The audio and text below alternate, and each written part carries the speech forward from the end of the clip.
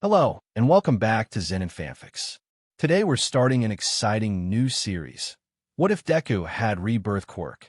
If you enjoy this video, please like and subscribe for more content. The story we're featuring is written by Anonymous on archiveofourown.org. You can find all the relevant links in the description, so be sure to check out the author's profile and say hello. Now let's dive into the story. The first breath was always the strangest. It never stopped being jarring, no matter how many times it happened. The gasping, the rush of air into lungs that felt too new, too clean, and the silence that followed. Not true silence, but a hush. Like the world itself was waiting to see what this Izuku Midoriya would become. He was used to it now. Rebirth.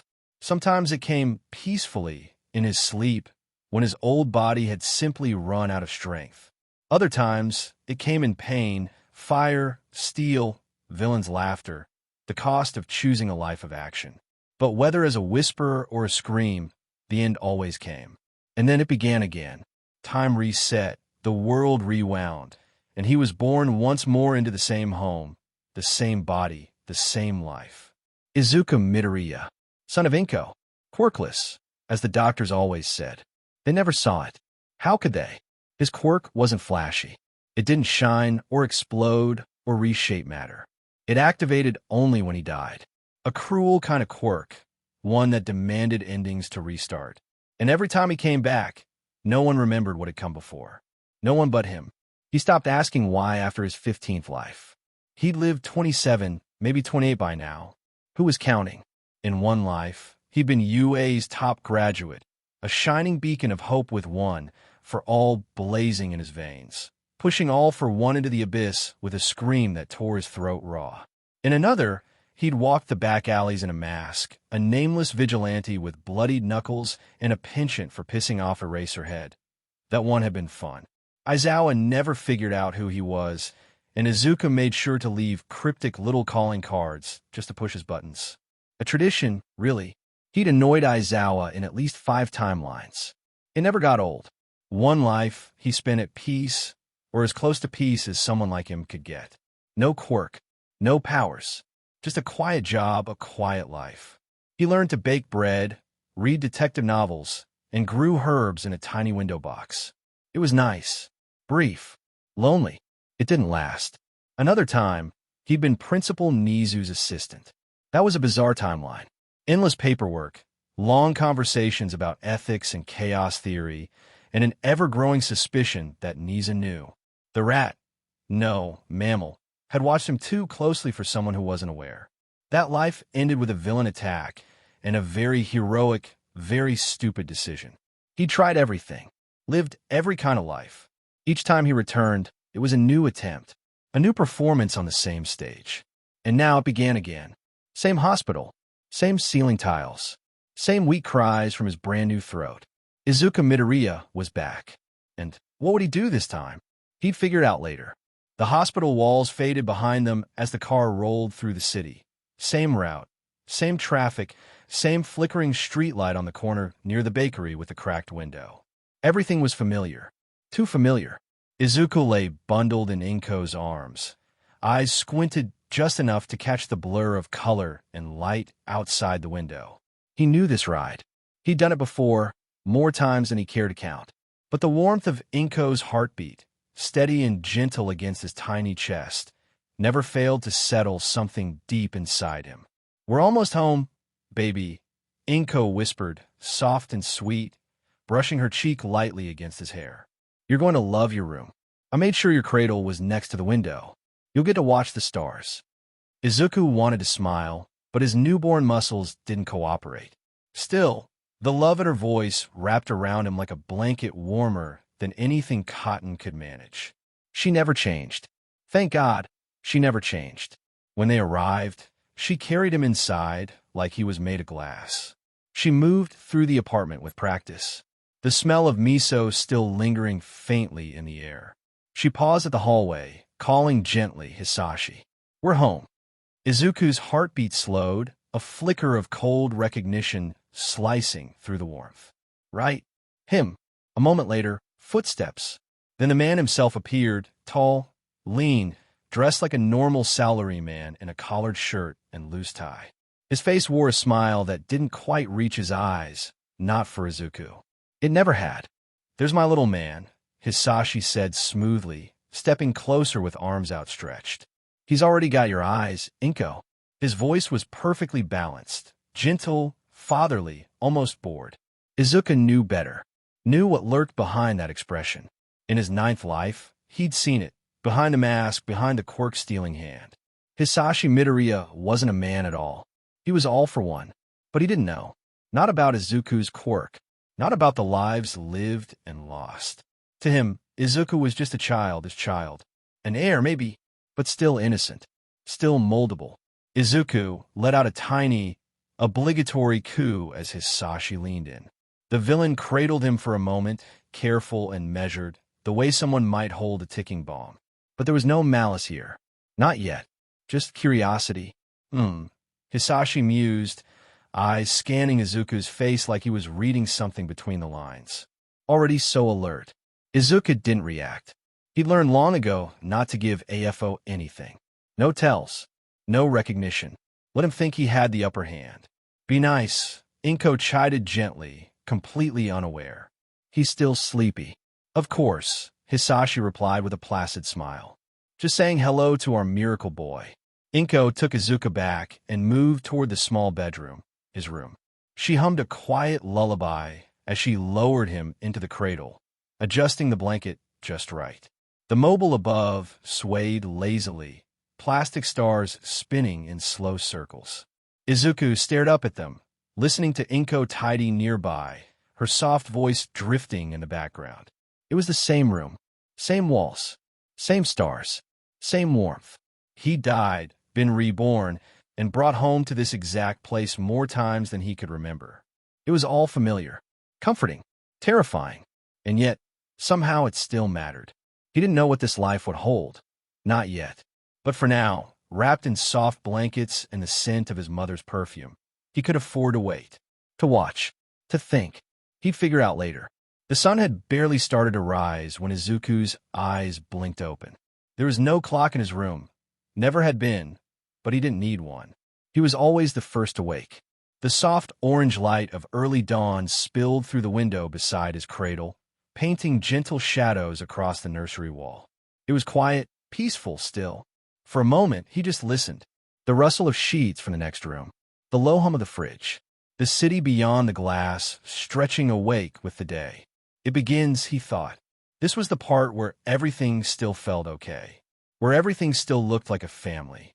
He stared at the ceiling, letting the weight of memory, past and future, settle over him.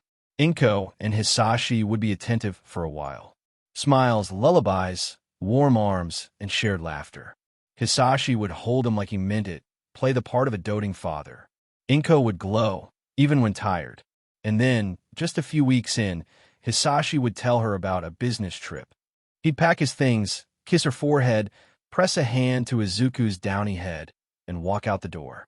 He never came back. Izuku's tiny fingers curled around the edge of his blanket. Inko would wait, at first with faith, then with desperation. She'd work longer hours at the hospital, the shifts grueling, the pain never enough. Sometimes she'd come home composed, tired but smiling. Other times, she'd come home and cry behind the bathroom door, clinging to the idea that when her husband returned, everything would finally stabilize. And some nights she'd just sit on the couch, hold Izuku close and whisper apologies. That she wished she could be there more. That she was trying. She always tried, and she never stopped loving him. Not once.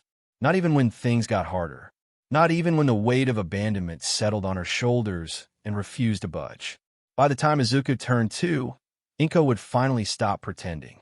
She would never say it aloud. Not to him, not to anyone, but he'd see it in her eyes. That moment when hope gave out, and the reality of Hisashi's betrayal rooted itself deep in her heart. The changes were slow, subtle. She'd sleep a little more when she could, move a little less. Her body softened, rounded with time and stress, with skipped meals and late-night snacks eaten between tears. Society would call it letting go. Izuku called it grief. It was sad, really. He loved her more than anything, and he hated Hisashi for it. Not because he left. Not exactly. Izuku could live with being abandoned. He'd lived through worse.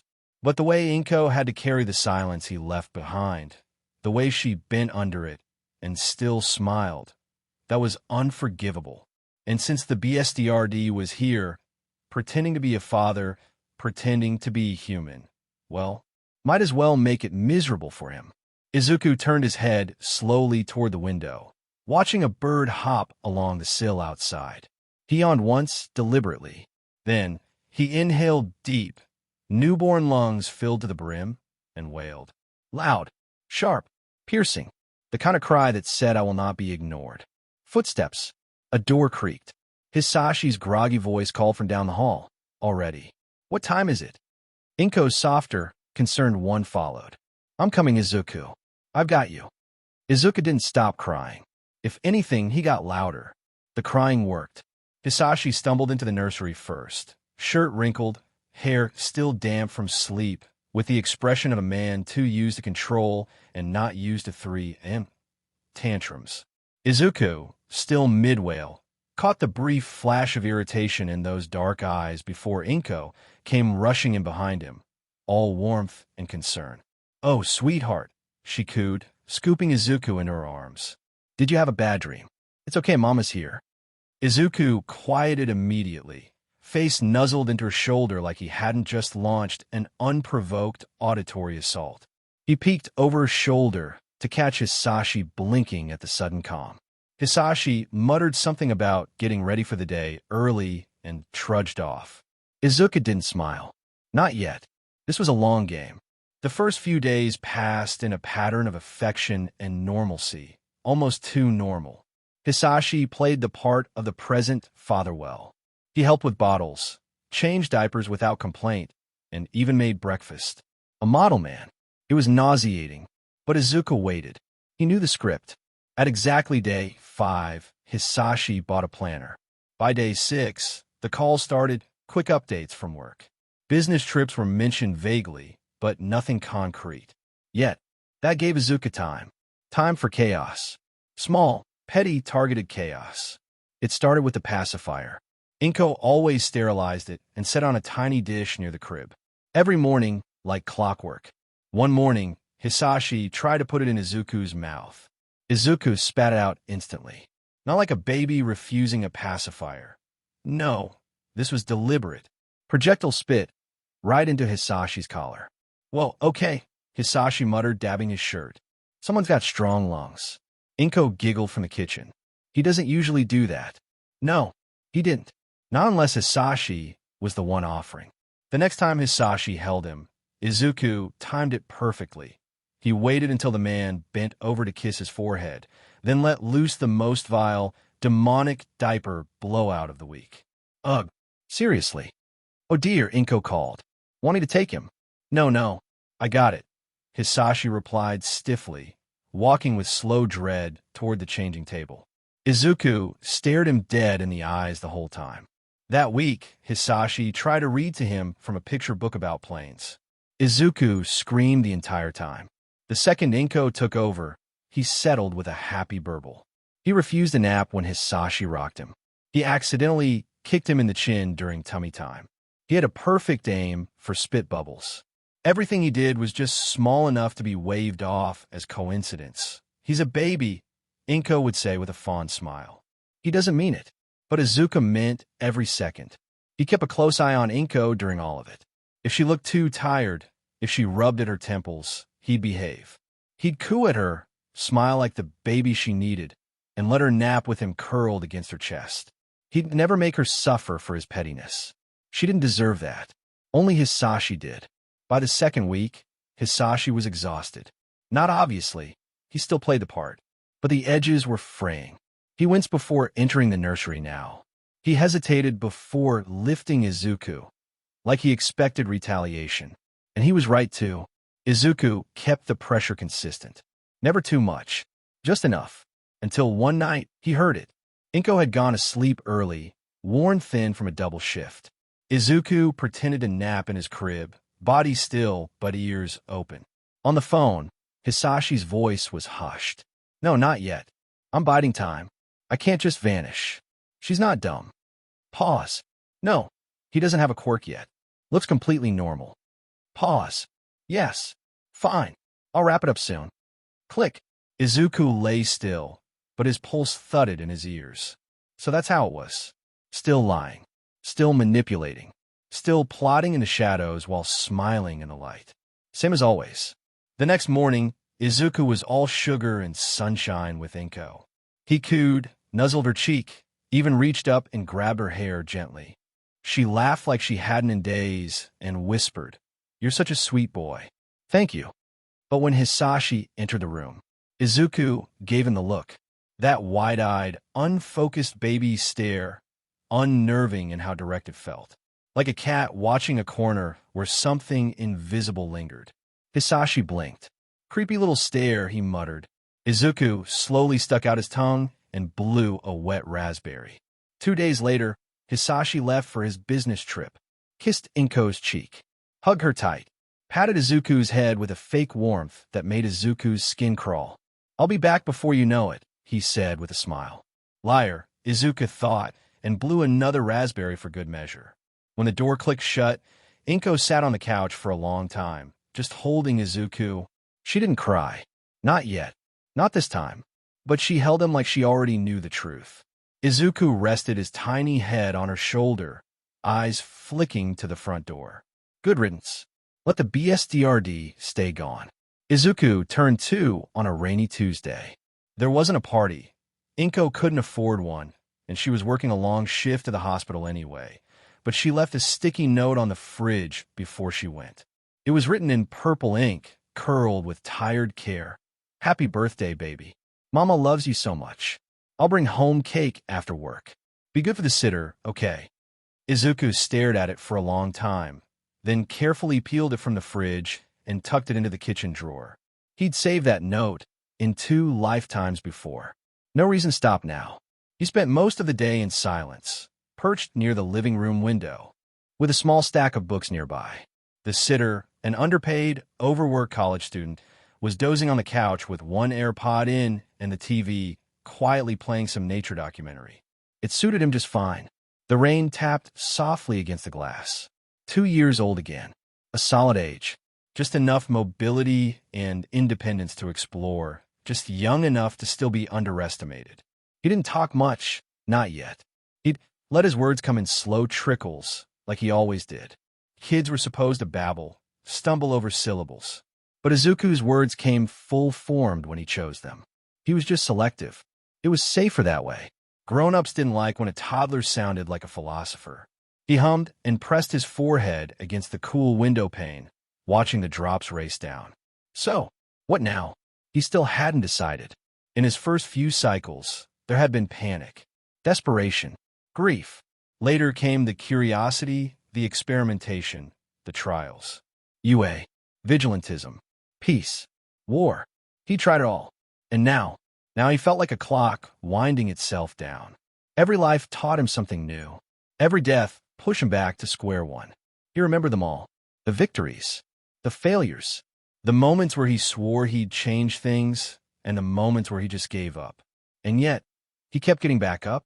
Izuku sighed and rolled onto his back, eyes drifting toward the ceiling. There has to be something new. His mind wandered, as it often did, to the figures that shaped the world. All Might, Endeavor, Aizawa, his former classmates, his enemies, his allies, his ghosts. But one name rose to the surface unprompted.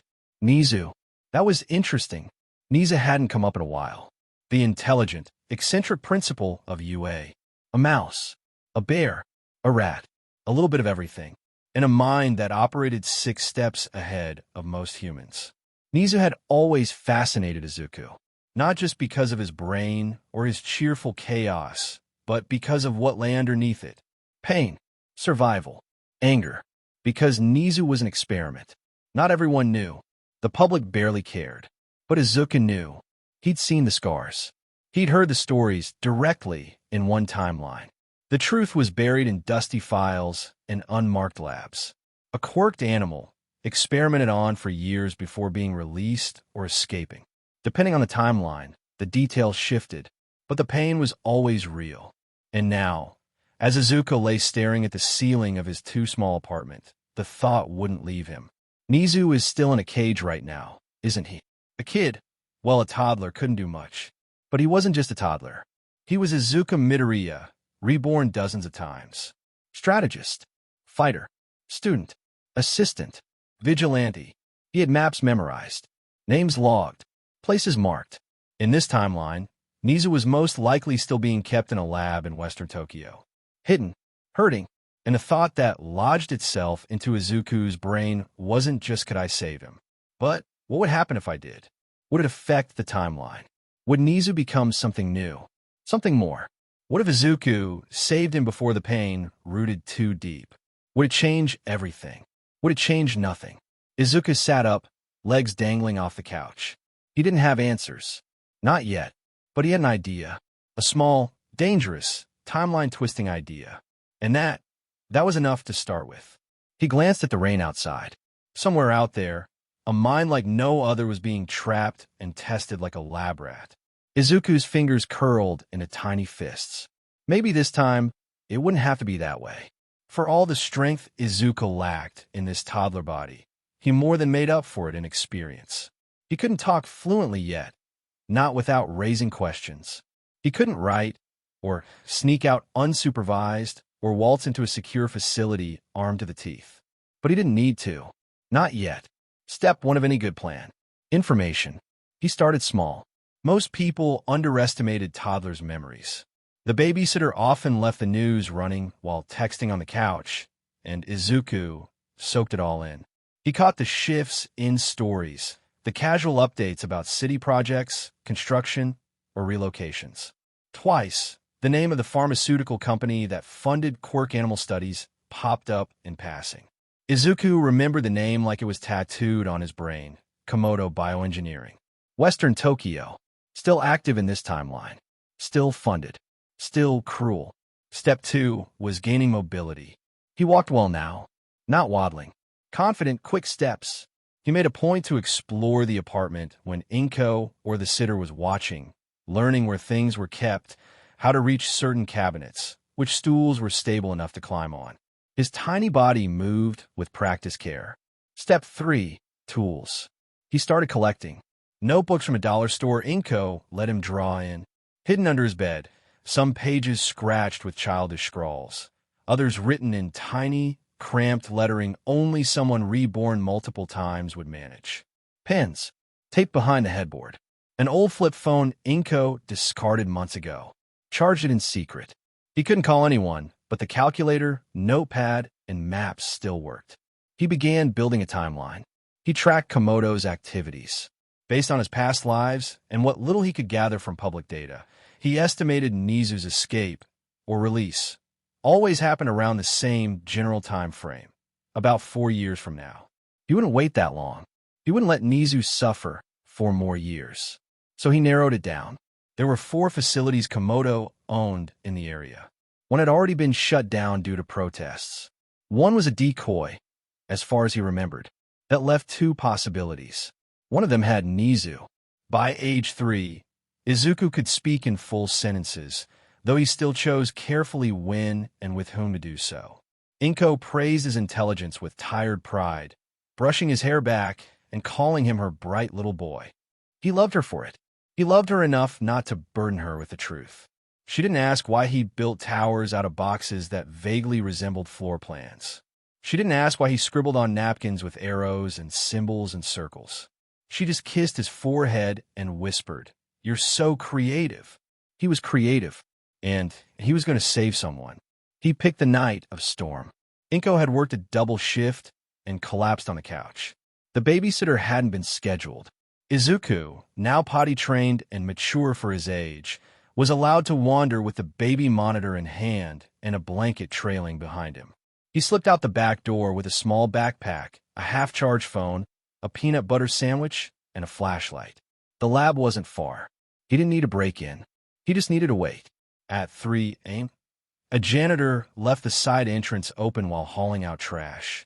Izuku slipped in, heart pounding. He remembered the halls. Sterile, white, reeking of antiseptic and quiet screams. He moved fast, quiet, down the lower levels, past security cams with known blind spots. And there, in a room too small for dignity, he saw him. A small creature, white fur-matted, eyes tired. Still brilliant. Nezu. He wasn't unconscious. Just quiet. Izuku pressed a tiny hand to the glass and whispered, "Hey there, little guy." Nezu blinked. Then very slowly, he tilted his head. Not in confusion. In calculation. The escape was messy. He tripped a silent alarm and had to drag Nezu, still groggy, still drugged, into a vent. They crawled through metal and filth and came out near a drainage ditch behind a park. Nezu didn't speak, but he watched. By the time they reached home, Inko was still asleep. Izuku crept in through the back and tucked Nezu into a cardboard box lined with an old towel. He gave him water, bread, patience, and then he sat beside him, blanket wrapped around his shoulders. "You're safe now," Izuku whispered. "I found you outside. You're my pet now, okay? Just a little animal who needed help." Nezu watched him in silence. "You're really smart," Izuku continued, smiling gently. "So I'm going to talk to you like a person, just because it makes me feel better." He reached into the backpack and pulled out a tiny chalkboard. On it, in neat childish handwriting, he wrote, "Hello, new friend." Nezu blinked. Then, with one shaking paw, he touched the chalk and wrote, "Why?" Izuku grinned. "Because you looked like you needed someone." Izuku didn't expect gratitude. He'd lived too many lives, worn too many masks. Rescue wasn't a magic eraser.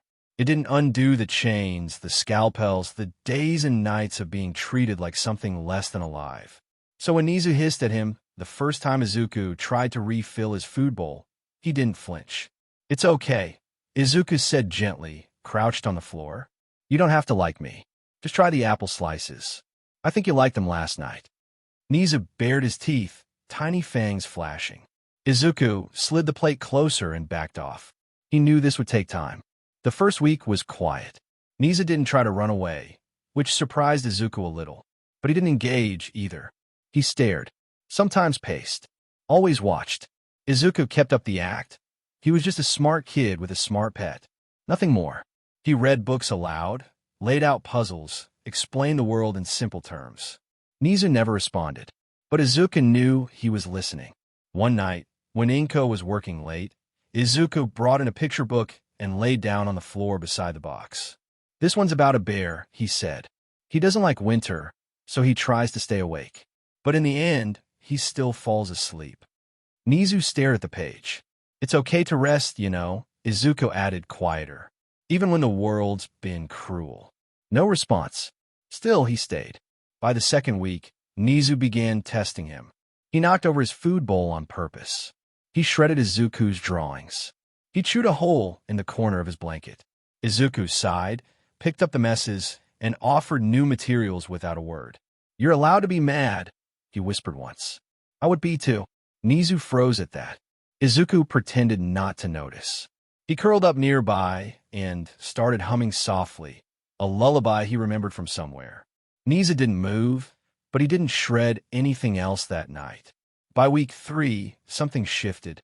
Nezu began rearranging the puzzle pieces on his own, not solving them, not completing the image, just moving them, testing their shapes. Izuku didn't say anything. He just brought harder ones the next day, and Nezu tested those too. That night, Izuku wrote on the chalkboard, "Do you want a story or a game?" Nezu didn't answer, but the next morning, he was sitting upright beside the chalkboard, waiting. Izuku pretended not to smile. There were setbacks, of course. One day, Izuku made the mistake of reaching toward Nezu too fast, offering him a toy. Nezu bit him. Hard. Izuku bled. He blinked back tears, washed the wound in silence, and came back with gauze and a smile. "It's okay. I scared you. That's on me." Nezu stared at the bandage, then turned away. Izuku didn't try to touch him again. Another night, it rained. Thunder shook the windows. Nezu curled into a ball in the corner of his box, shivering and tense. Izuku dragged over a pillow and sat beside him, back to the box, not touching. I hate storms too, he murmured. Once there was this blackout, and I was still really little, couldn't do anything about it. He didn't know if Nezu understood.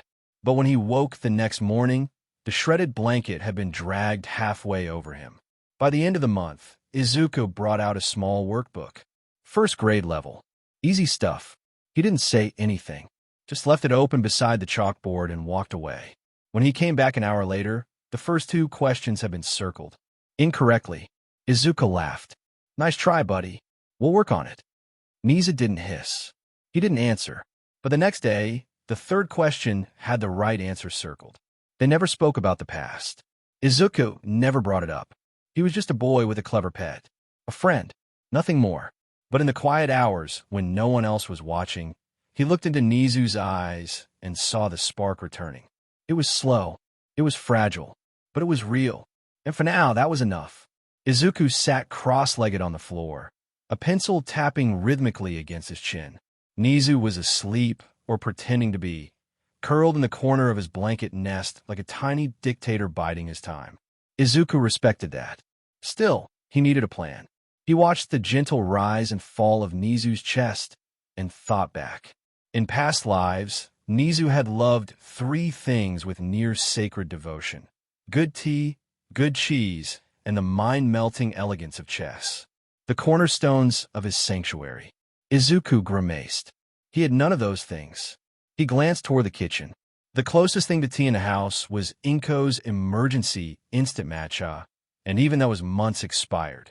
The cheese was American singles, not even real cheese, and the only chessboard he'd seen recently was in a toy catalog he'd stuffed under his bed. He needed supplies. Time to go to the store. But he couldn't let Mom know about Nezu. Not yet. Inko was kind, warm, and supportive, but she also had a protective streak a mile wide. If she came home one night and saw a hyper-intelligent lab escapee nesting in her son's room, she might panic. Or worse, she might try to take Nezu to a vet, or a shelter, or call someone. And if this was a timeline where Nezu still became UA's principal, that could be very awkward. Izuku scribbled a list on the back of a grocery receipt. Cheese, actual cheese. Tea, chamomile if possible. Cheap chess set snacks for Mom, distraction. More notebooks. He shoved it into his hoodie pocket and paced the room. He'd go to the convenience store on the corner. Inko wouldn't be back until late. Nezu stirred. Hey, Izuku said softly, crouching near the box. I'll be back in a bit, okay? Don't escape. There's a peanut butter cracker under your blanket if you get hungry. Nezu didn't respond. Didn't hiss either. Progress. The store was mercifully quiet. Izuku ducked past a group of teenagers flipping through magazines and made a beeline for the snacks aisle. Cheese. Check. Brie and cheddar cubes in a little sample pack. Tea. Found a tin of chamomile tucked behind some matcha. Chessboard. The toy section had one for 800 yen. Plastic, but it'd do. He added cookies for Inko, a new notebook for his plans, and hustled back home. Back in his room, he unpacked the bag with a dramatic flourish. "Tada," he announced, setting out the cheese cubes and tea tin like prized artifacts. "Gourmet dining, sir. Only the finest." Nezu opened one eye. Izuku took that as permission. He filled a tiny saucer with warm tea, brewed carefully in the kitchen without Mom noticing, and slid it toward the box. Then placed 3 cheese cubes on a napkin. "I know it's not much, but I'll get better at this," he said. "You deserve better." Still no response. Izuku didn't mind. He opened the chess set and began setting up the board. Not facing Nezu. He didn't want to spook him, but off to the side, casually. It didn't matter. He explained the rules gently. He made the first move, pawn to e4, then stood and began tidying up the room. Folding clothes, straightening books, giving Nezu space. Half an hour later, the knight had been moved. Izuku bit back a grin. That night, he sat in bed with his new notebook and started mapping things out. He needed structure. Mornings could be chess or puzzle time.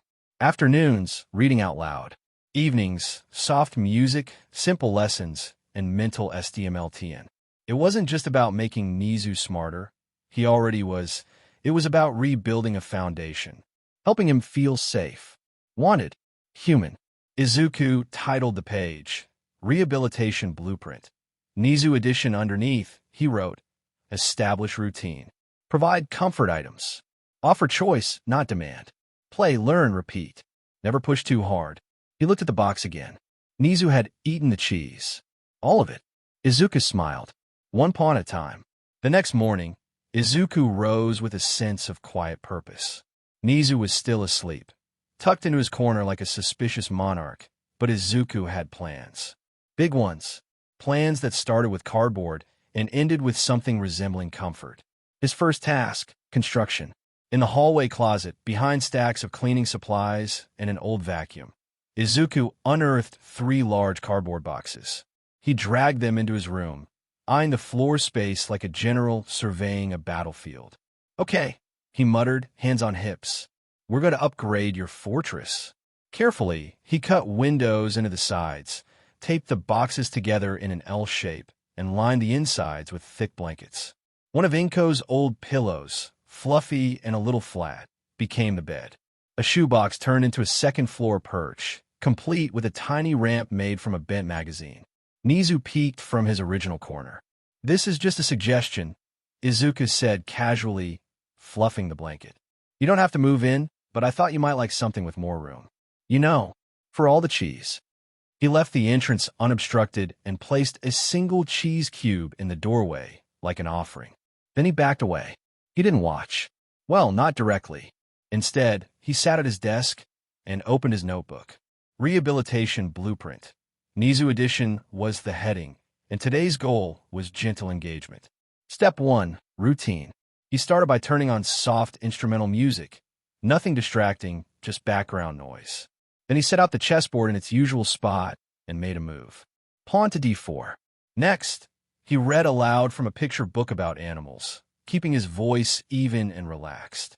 No sudden movements, no loud noises, just quiet storytelling and cheese placement. He placed today's cheese on a folded napkin near the entrance of the new box fort. By mid-afternoon, Nezu had moved. Izuku didn't celebrate, didn't point, just smiled to himself and turned the page. Step 2. Offer choice, not demand. When Nezu poked his head out again later, Izuku was sitting on the floor, scribbling notes. He didn't speak, just slid over a small puzzle toy made of interlocking wooden pieces, the kind you had to twist and think through. Nezu didn't touch it. Not yet. That was okay. Step 3. Repeat, repeat, repeat. Izuku ended the evening with a warm cup of chamomile tea set near Nezu's corner and the same soft music still playing. He turned off the main light, leaving only a desk lamp glowing. Good night, he said gently, sliding into bed. He heard movement. The cheese was gone in the morning. Progress. It started with the wind. Izuku woke to the soft creaking of the window frame and the scent of oncoming rain. Gray clouds swallowed the early morning sky, and within minutes, soft droplets began tapping rhythmically against the glass. He sat up in bed, rubbing his eyes. The room felt quieter than usual, hushed under the weight of the storm. He glanced at the cardboard fortress. Nezu's eyes peered out from the darkness. Wide, alert, and, not for the first time, haunted. Izuku slipped from bed without a word. He shut the window gently and pulled the curtains closed, dimming the room.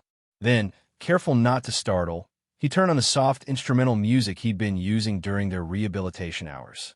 The mellow notes filled the space like a blanket. Thunder rumbled distantly. Izuku watched Nezu flinch. Hey, he said softly, settling onto the floor near the nest, but not too close. It's just a storm. Nothing that can get you here. I promise. He reached into his book stack and pulled out a slim volume of folk tales, the kind with simple illustrations and gentle prose. He didn't ask if Nezu wanted to hear it. He just opened to the first page and started reading. His voice stayed even soothing. Not a performance, just company. Time passed slowly. Rain lashed at the windows, and thunder rolled again, louder this time. Izuku paused only to pour a tiny saucer of warm chamomile tea and set it near the entrance to the cardboard fortress. Then he read on. Halfway through the second story, he heard the softest sound. Movement. Nezu emerged slowly, just his front paws and nose, then retreated. Then emerged again. A few minutes later, he was fully out, hunched low but no longer trembling. Izuku didn't react. He just turned the page and kept reading. By the end of the third story, Nezu was sitting beside the saucer, sipping in delicate laps. The thunder rolled again, but this time Nezu didn't flinch. Izuku allowed himself a small smile. It wasn't a breakthrough, but it was something better. It was peace. The storm eased by mid-morning, thunder fading to distant grumbles and the rain softening to a quiet drizzle against the windows. Izuku closed the folktale book slowly, mindful not to break the stillness that had settled over the room. Nezu remained by the chamomile saucer, posture low but no longer tense. His tiny paws curled beneath him, ears flicking with each sound from outside. Izuku didn't speak. Instead, he leaned back against the wall, notebook in hand. Without glancing directly at Nezu, he began to write. Rehabilitation blueprint. Nezu edition observation log. Storm response, initial signs of distress during first thunder rolls. Positive response to soft music and voice. Accepted tea offering during prolonged calm reading. Maintained proximity after final story ended. Current state, alert but not withdrawn. He left the notebook half open on his lap and simply waited. The chessboard sat nearby, untouched. He yawned quietly, then began flipping through another book, one about animal behavior. It wasn't for Nezu's benefit, not directly, but he read it aloud in the same calm tone, letting the room remain filled with consistent, safe sound. Nezu didn't retreat, but he didn't approach either. Occasionally, Izuku caught the subtle shift of dark eyes watching him from beneath half-lowered lids, measuring, calculating. Trust? No, but curiosity. Maybe. And for today, that was enough. Izuku smiled faintly, not looking at him. You don't have to do anything, he murmured, voice barely above the rain. You're safe here. That's all. He read on, letting the rhythm of the words fill the space.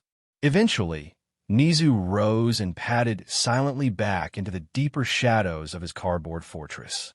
No retreat, just choice. Izuku waited a full 5 minutes before finally closing the book, stretching, and rising to make himself tea. Today hadn't been a breakthrough, but it had been a conversation in its own quiet way. Progress came slow, and Izuku had all the time in the world. It happened on an ordinary evening. Izuku had been in his room with the door mostly shut, reading aloud again, softly, to keep Nezu calm after the long day.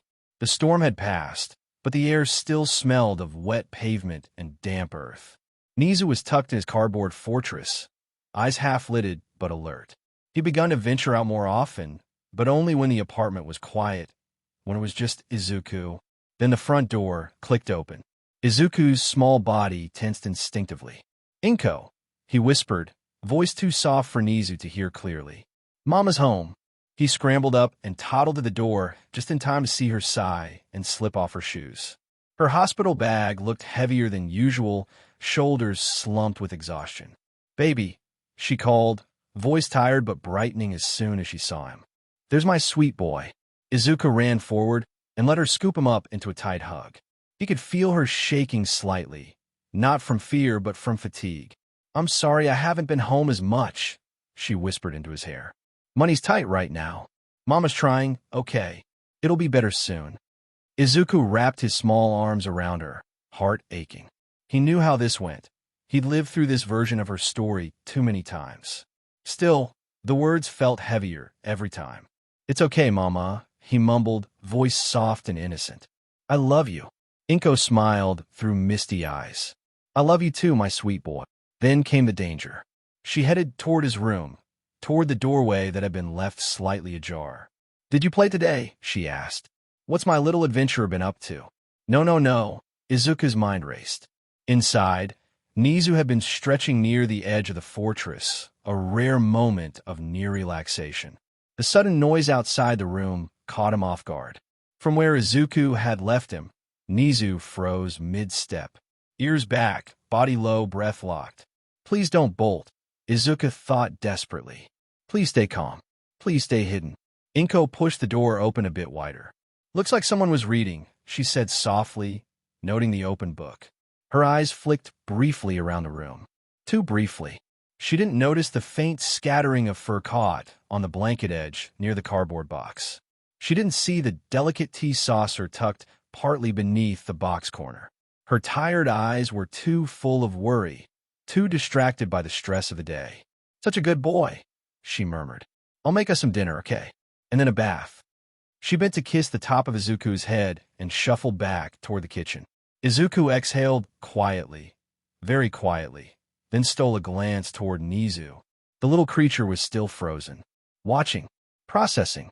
Izuku moved carefully, slowly returning to the room and crouching near the box, keeping his posture low and unthreatening. "You're safe," he whispered in the gentlest tone he could manage. "She won't hurt you. She just doesn't know." Nezu's gaze lingered on him longer than usual. Not trust, not friendship, not understanding. Survival calculation. Ears still pinned, body coiled to flee at any sign of pursuit. Muscles tight beneath fur. Breath shallow. Predator. Ally. Unknown. Instinct screamed caution. Izuku forced himself to look away first, not wanting to lock eyes too long. He sat back and picked up the open book again, voice steady though his heart was still hammering. "I'll stay right here," he said softly, flipping a page. "You can go back if you want." Slowly, so slowly, Nizu backed deeper into the cardboard shadows. He didn't bolt, didn't relax, only repositioned where he could observe with cover. One stray fur, one wrong movement, one mistake, and this entire fragile piece could shatter. Izuku kept reading, keeping his tone light and neutral. Tonight had been a warning. How fragile this all still was, and how careful he would have to be. "Dinner's ready." Inko's voice floated down the hall. Izuku closed his book and carefully glanced toward Nizu's box one last time. The fortress was still. He rose and toddled out of the room. At the table, Inko smiled and ruffled his hair. Her hands looked tired, movements slower than usual. They ate simple rice and vegetables with miso soup on the side. Between bites, Inko sighed. "Oh, almost forgot to tell you, baby. We're going to have a new neighbor soon. Just a few doors down." Izuku's hand paused mid-reach. Of course, right on time. In every life, it seemed Aizawa gravitated to this place sooner or later. Close enough to watch the world, quiet enough to disappear into. Inko went on, voice light. "I think it's a young man moving in. The landlord said he keeps to himself. That's good. I think quiet neighbors are nice, right?" Izuku gave a small nod, spooning more rice into his mouth. He wouldn't rush things.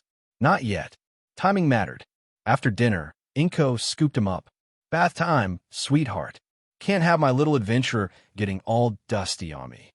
Izuku giggled softly, an easy sound, practiced, and let her carry him in. Warm water. The smell of soap. Familiar. Inko hummed a gentle tune as she washed his hair. Izuku closed his eyes, pretending to relax. One neighbor arriving. One chance beginning. He would be ready. Izuku's hair was still damp from the bath. It clung to the sides of his face in uneven curls as Inko carried him back to his room. "Good night, my sweet boy," she whispered, voice warm but weary. "I'll be home as much as I can, I promise." Izuku pressed his cheek against her shoulder and let her tuck him in. He knew the rhythm of these nights. Inko's voice always softened, hopeful and sad all at once. She kissed his forehead and stood. The door clicked shut. Izuku waited. 1 minute. 2. When the kettle began to hum faintly from the kitchen, he slid from the bed. The room was quieter than before. Tense, almost brittle. The kind of stillness that didn't happen unless someone inside was watching. He moved with practiced slowness, easing himself onto the floor near the cardboard fortress. "I'm back," he whispered, not expecting a reply. A fresh cup of chamomile tea sat by the box, still warm. His quiet peace offering remained untouched. Izuku picked up a book and opened it across his lap, making sure his body remained relaxed, unthreatening. No sudden looks toward the box. No direct attention. The pattern had changed. A new variable entered the space tonight, a larger human. The one the small human, Izuku, called Mama.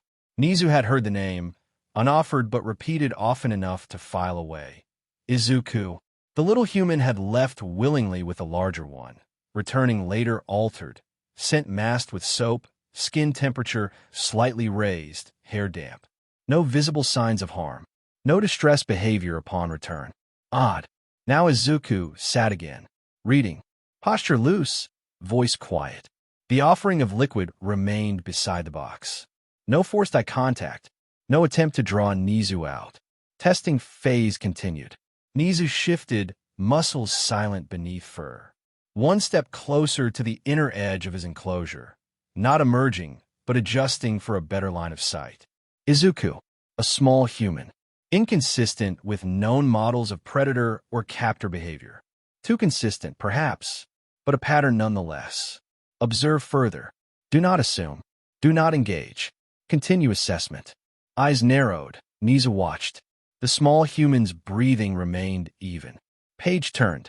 Voice steady. He remained deep in shadow. Limbs ready. Instincts sharp. This was not trust. Merely survival. And survival required watching everything, until a choice became clear. The room had settled into a familiar calm. Izuku sat cross-legged near Nezu's box, book open on his lap. His voice was soft, even not too loud, not too slow, just enough to create a rhythm, a safe sound in the dim space. And then, he whispered, eyes flicking to the next page. The little mouse found a piece of cheese even bigger than himself. A faint rustle came from a box. Nezu was still awake, but barely. The tension in the room had softened over the past few nights, replaced by something quieter. Not trust, not yet, but cautious tolerance. Izuku smiled faintly, voice lowering further as he continued the story. Outside, a car door slammed. His head snapped up. Movement through the window caught his eye. He crawled to the sill and peeked through the curtains, green eyes narrowing. A familiar figure stepped out of the car, tugging a tired-looking duffel bag from the back seat. Hair a tangled mess, black clothing rumpled, expression unreadable. Aizawa. Izuku watched in silence as the man unlocked the door a few units down and started hauling boxes inside. His fingers drummed idly against the windowsill. Should he? He shouldn't. It wasn't necessary. He had other things to focus on. He had Nezu to take care of, and rebuilding that fragile trust wasn't something he wanted to jeopardize with distractions. But a grin tugged at the corner of his mouth. It wasn't a proper timeline if he didn't mess with Aizawa at least once. Just a little, he promised himself. Just a tradition. He glanced back toward the box. Nezu was still now, barely visible among the folds of blanket and fleece. Breathing even, small form still curled. Asleep. Perfect. Izuku stood, small and silent, and padded out his room. The hallway smelled faintly of cleaning solution and dust.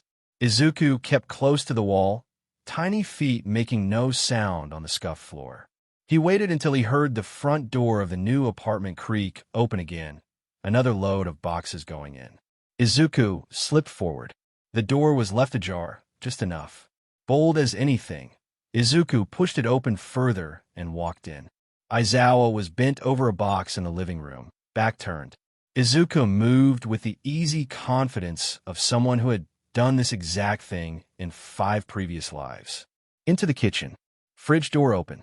He scanned quickly, grabbed an apple, small, within his tiny grasp, and shut the fridge again with barely a click. Aizawa turned. They locked eyes. Izuku, expression perfectly neutral, took a bite of the apple. Crunch. Aizawa blinked, processing the sight of a toddler calmly robbing his kitchen. Crunch. Izuku gave a small, polite nod, then walked past him without a word and out the door. Aizawa stood frozen, in confusion and shock. Izuku didn't stop moving until he was back in his own apartment, apple in hand. He slipped into his room, closed the door with practiced care. Nezu hadn't stirred. Izuku resumed his spot by the cardboard fortress, legs tucked beneath him. He took another bite of the apple, amused. Some traditions were too good to skip, and this timeline was just getting started. The sun had not yet crested the horizon. The room was painted in that peculiar shade of early blue, neither night nor morning, when Nezu's eyes blinked open. For a moment, he didn't move, just lay curled in the warmth of soft fleece and unfamiliar comfort, senses tuned to the silence. No metal walls, no fluorescent buzz, no scent of bleach and RBB gloves. Only soft cotton and quiet breathing from the bed across the room. Nizu shifted upright. The blanket he was wrapped in had fallen slightly, and he tugged it back into place before peering toward the boy's sleeping form. Izuku. That was the name. The little human hadn't offered it directly. Nizu had overheard it once, mumbled by the mother, or perhaps murmured in sleep. Either way, it stuck. Names had power. This one, somehow, didn't feel threatening. Still, Nizu wasn't ready to make assumptions. Not yet. 3 days. He'd been here for 3 days. Fed, spoken to gently, provided space and shelter. No collar, no cage. It was suspicious, uncomfortable even. And yet, why hasn't he hurt me? That question circled like a hawk overhead. In Nizu's experience, kindness had always come with a catch. From the first time a lab technician offered a sweet before plunging a needle into his arm, to the time he was told he'd be given a toy, and it was actually a shock test device. Promises were always weapons. Safety was always bait. And yet this boy, he brought tea, read books, made a fortress from blankets and cardboard. Talked to him, not like a pet, not like an animal, but like a person. If he was going to do something, Nizu thought, eyes narrowed slightly, wouldn't he have done it already? Maybe he was playing a long game. Maybe this was all some strange ploy to earn Nizu's trust and then use him for something. But 3 days was a long time to keep up a lie. And the boy, Izuku, he didn't seem clever enough to fake that look in his eyes when he offered a chessboard with no expectations. Or when he whispered, "Sleep well," without knowing Nizu was listening. Nizu's claws tightened slightly against the soft blanket. Should I trust him? He glanced toward the window across the room, faint light beginning to bleed through the curtains. Slowly, cautiously, he hopped down from his nest. Every paw step was silent. He crossed the room like a shadow, stopping at the low windowsill and climbing up the edge with practiced ease. The glass was cool beneath his pads. Outside, the city still slept. Cars were parked, street lights blinking, clouds slowly turning gold at the edges. It was appealing, quiet, alive.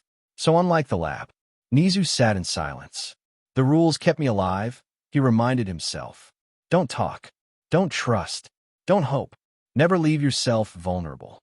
But then his thoughts drifted back, unwanted but inevitable, to Izuku carefully placing a folded towel at the edge of the water dish, to the tiny, slightly uneven stitches on the pillow in his box bed, to the way the boy kept his distance until Nizu approached first.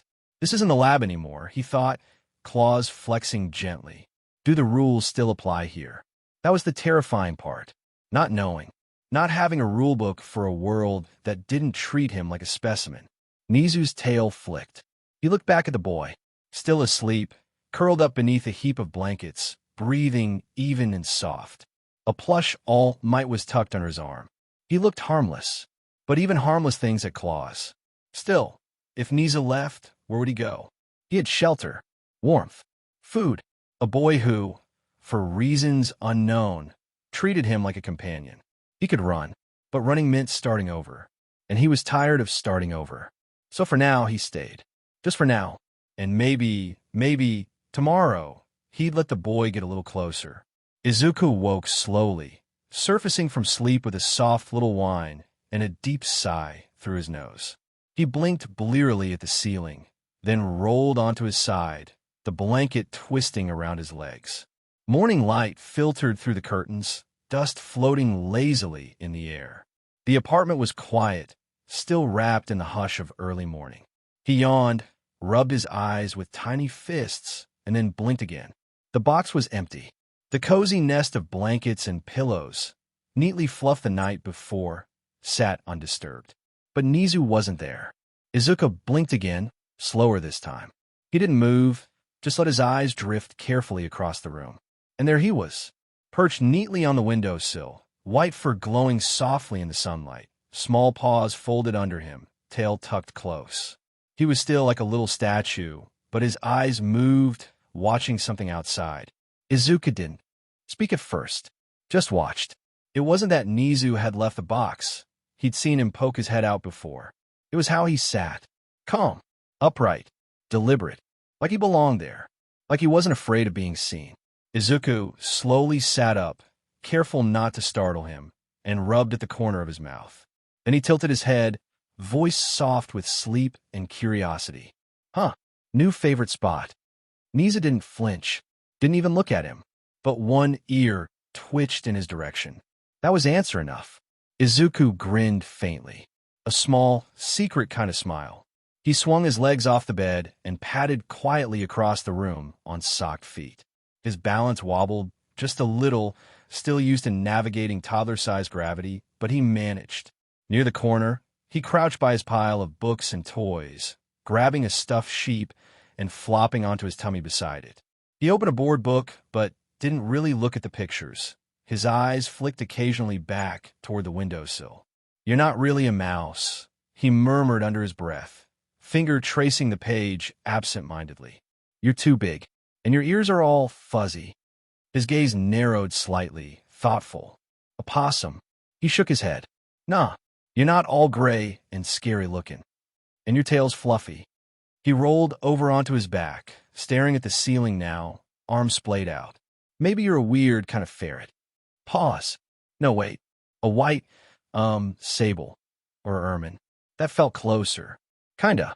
"You do look soft," he added, glancing sideways again. "Even your paws look soft. Not like claws or anything. But you're fast. That's ferret-why." Nezu, still facing the window, did not disagree. Izuku sighed. "I guess it doesn't matter. You're mine now, so you're my weird animal." He flopped onto his side again and whispered conspiratorially, "Don't tell Mama."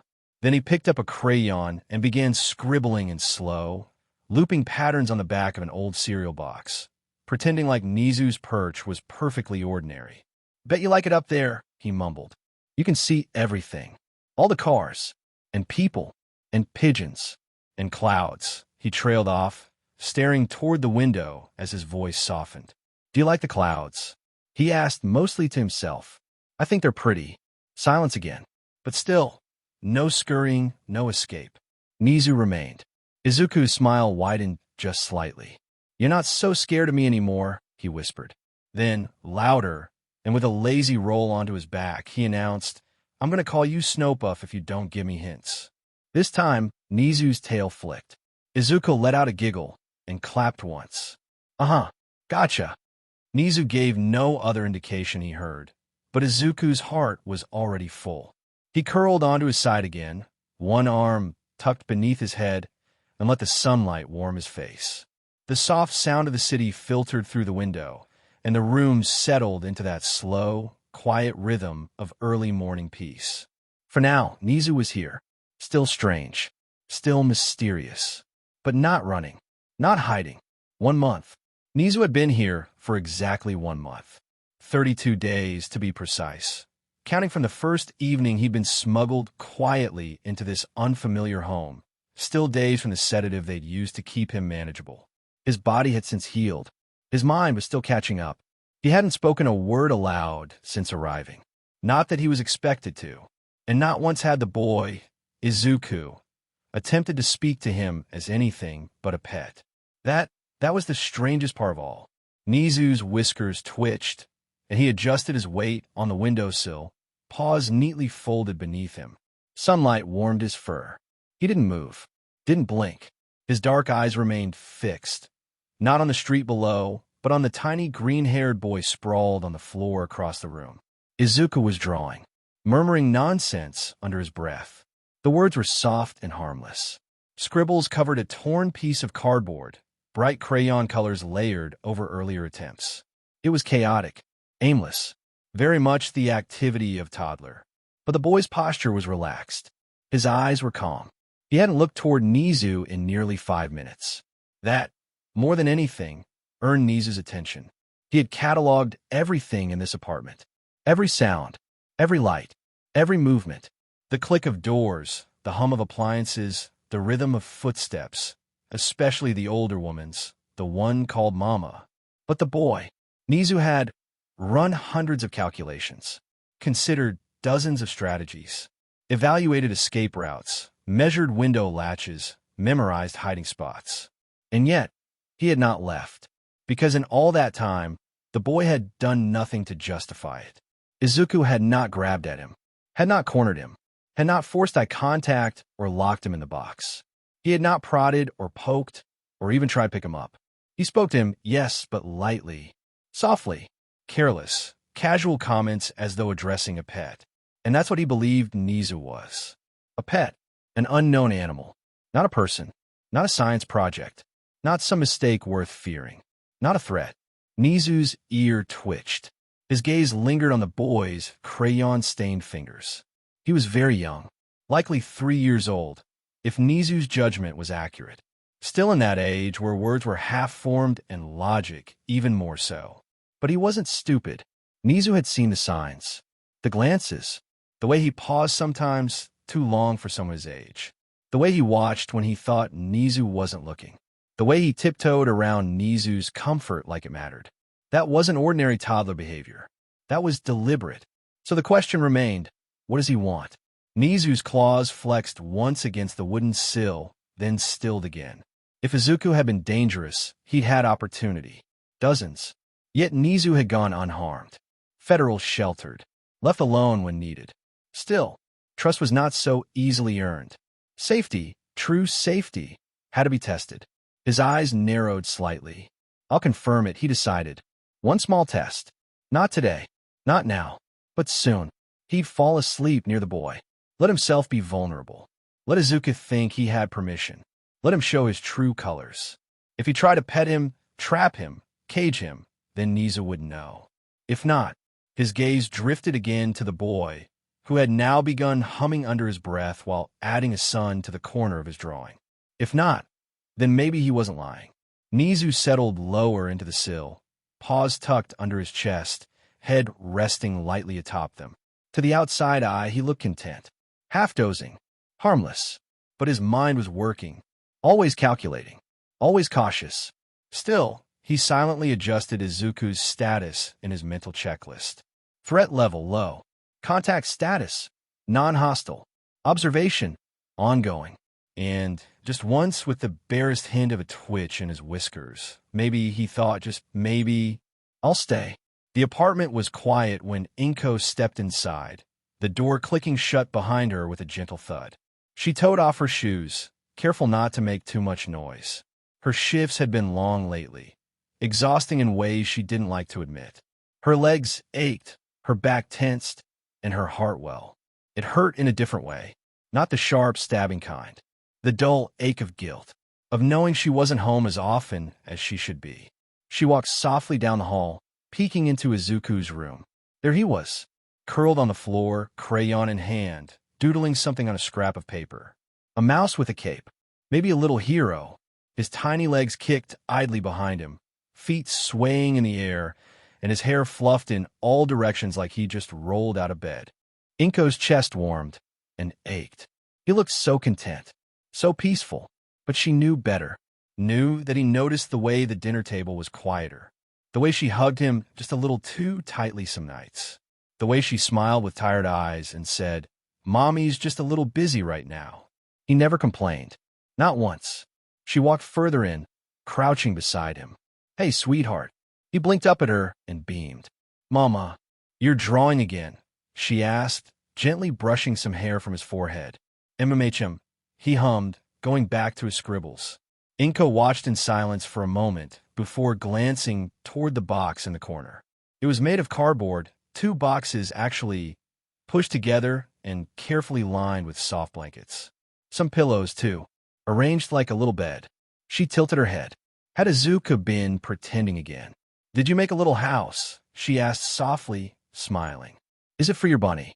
She motioned to the stuffed animal resting nearby. He blinked at her, non-committal. Inko laughed lightly under her breath. "You're such a creative little thing." Her smile softened, fingers brushing gently against his shoulder. "I've been thinking," she began slowly. "Maybe when things get better, we could get a mouse." His crayon paused. "A little one, with soft ears. You'd be so gentle with it, wouldn't you?" He nodded slowly, expression unreadable, then went back to his coloring. Inko sighed. I know I haven't been here as much lately, she said, quieter now. And I'm sorry for that. I'm trying, sweetheart. I really am. No answer. Just the quiet scribbling of crayon on paper. She stood after a moment, kissing the top of his head. I'll go make dinner, she whispered. You keep being my sweet boy, okay? She left the room, footsteps soft. Behind her, Izuku kept drawing. And in the corner, in the quietest shadow, a pair of small eyes watched her leave. Izuku's legs swung softly as he sat at the kitchen table, his tiny feet not yet reaching the floor. The table was modest, a little worn, but it held warmth in its every scratch and smudge. Memories, laughter, rushed mornings, and quiet dinners like this one. Inko moved about the small kitchen, humming as she plated up his food. Something simple tonight. Rice, sautéed veggies, a little grilled tofu with sauce. She always tried to make sure he ate well, even on her most tired days. He tapped his spoon lightly against the edge of his bowl, watching her with calm green eyes. Tired? He asked innocently, spoon finally dipping into the rice. She glanced over, surprised. Just a little, honey. Work was busy again. He nodded as if that made perfect sense. It did. He'd watched this CYCL repeat more times than he could count. I drawed a hero mouse, he said, munching quietly. Inko gave a soft laugh as she sat across from him. You did. MHM. He's small but smart. He saves people even if they don't see him. Her smile softened. Sounds like a very special hero, she said gently. Izuku gave a little shrug and kept eating. They didn't talk much more, just the occasional question about food, a reminder to wipe his mouth, or Inko's soft, "You're growing so fast." By the time dinner was done and dishes were in the sink, Izuku's eyes were already growing heavy. The bedtime routine was quiet. Inko ran a warm washcloth over his face and hands, helped him change into his pajamas, then carried him gently back into his room. She tucked the blankets around him, smoothing the green curls away from his forehead. I love you, she whispered. Love you too, Mama. She kissed his cheek and stood, hesitating at the door. Her gaze lingered a moment, on the box in the corner, on his scattered drawings, on his sleepy smile. Then she turned out the light and closed the door with a soft click. Silence. Izuku lay still in the dark, eyes half closed. But he wasn't asleep yet, and neither was Nizu.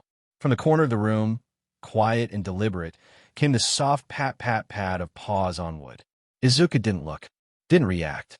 He could feel it, the light presence crossing the floor, deliberate and quiet as breath. The bed dipped ever so slightly.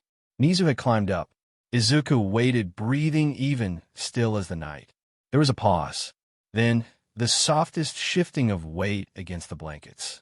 Fur brushing faintly against his arm. A warm little body settling next to his side, cautious but intentional. Nizu. He was close enough to touch, close enough to feel. Not curled at the foot of the bed, not hidden beneath the blanket. Right there, testing him. Izuku didn't reach out, didn't move, but he shifted just slightly, enough for Nizu to know he noticed, that he understood, and then he let his breath slow. Let sleep come. Nizu did not fall asleep, but he still beside him, ears twitching, heart alert, waiting, watching. And for the first time, they shared the space in something like peace. Not quite trust, but closer than before. The room was quiet.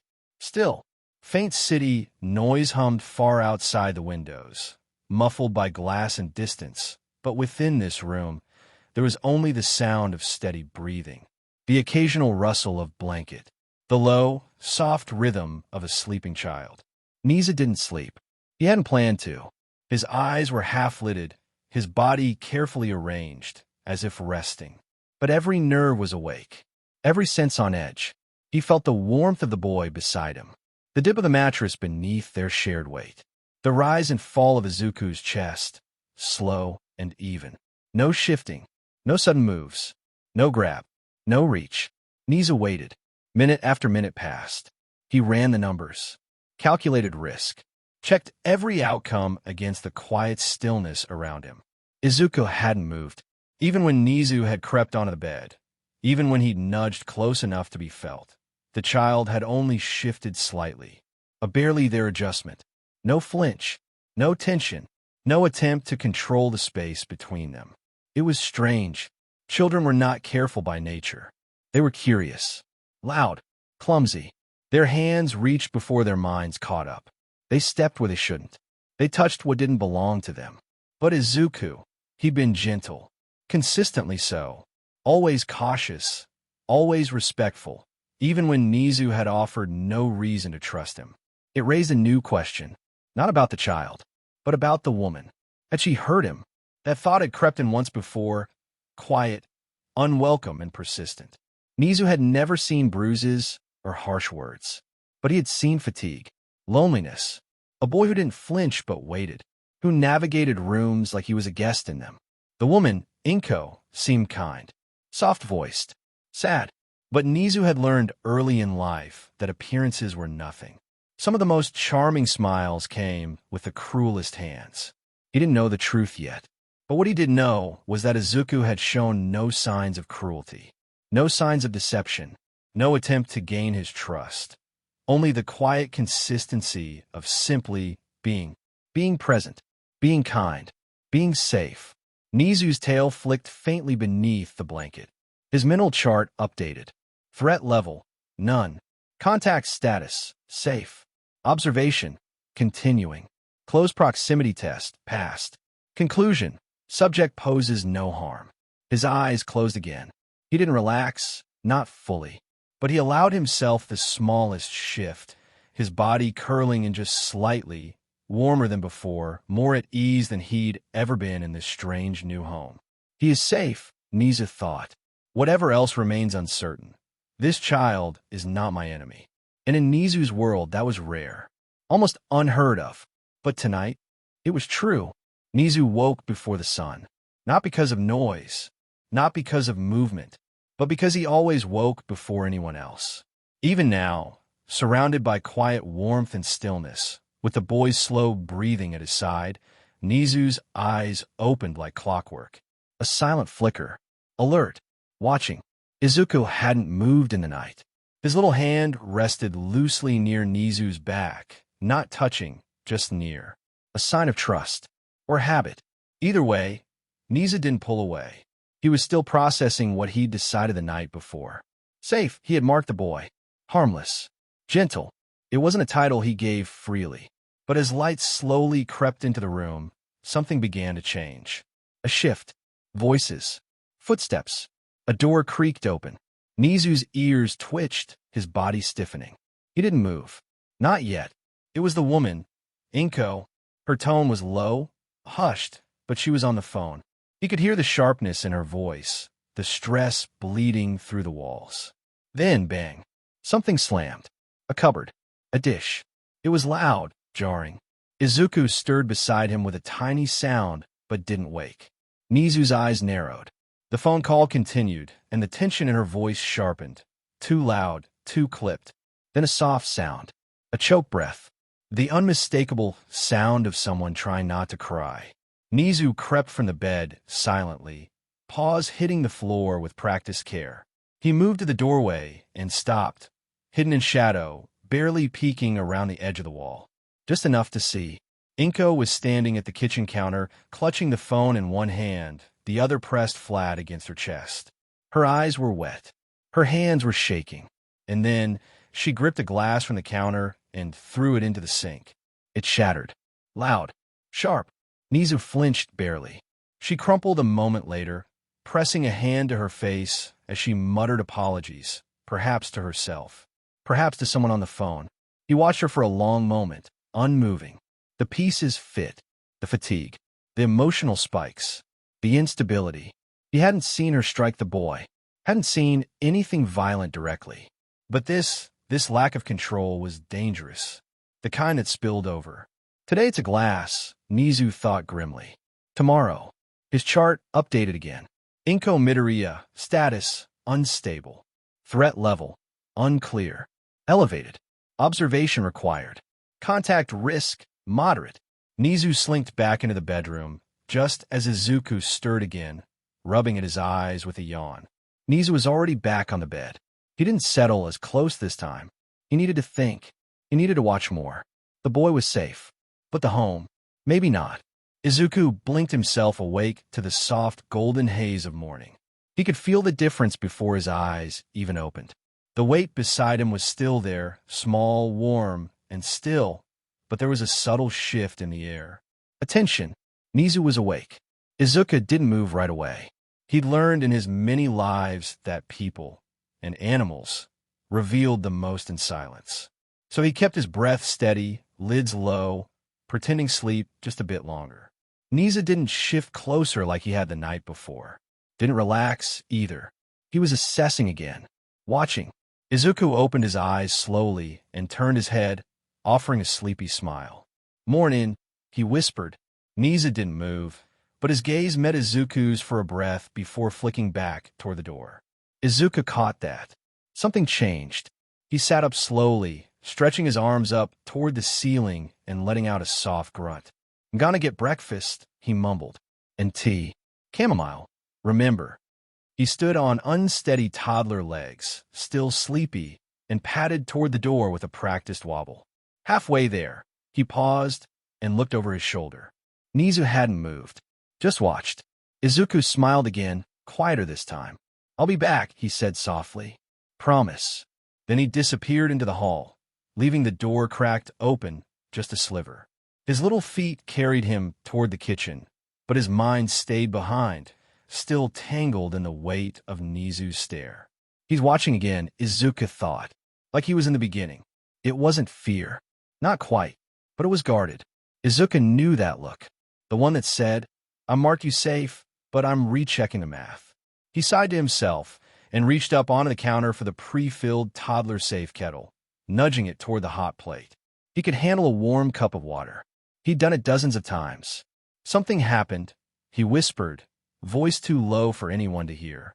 "I'll figure it out."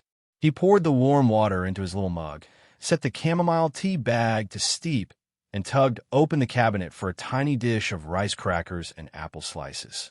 Breakfast for one child and one not-so-pet.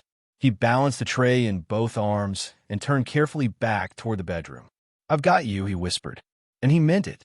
Izuku returned to his room with careful steps, tray balanced in his small hands.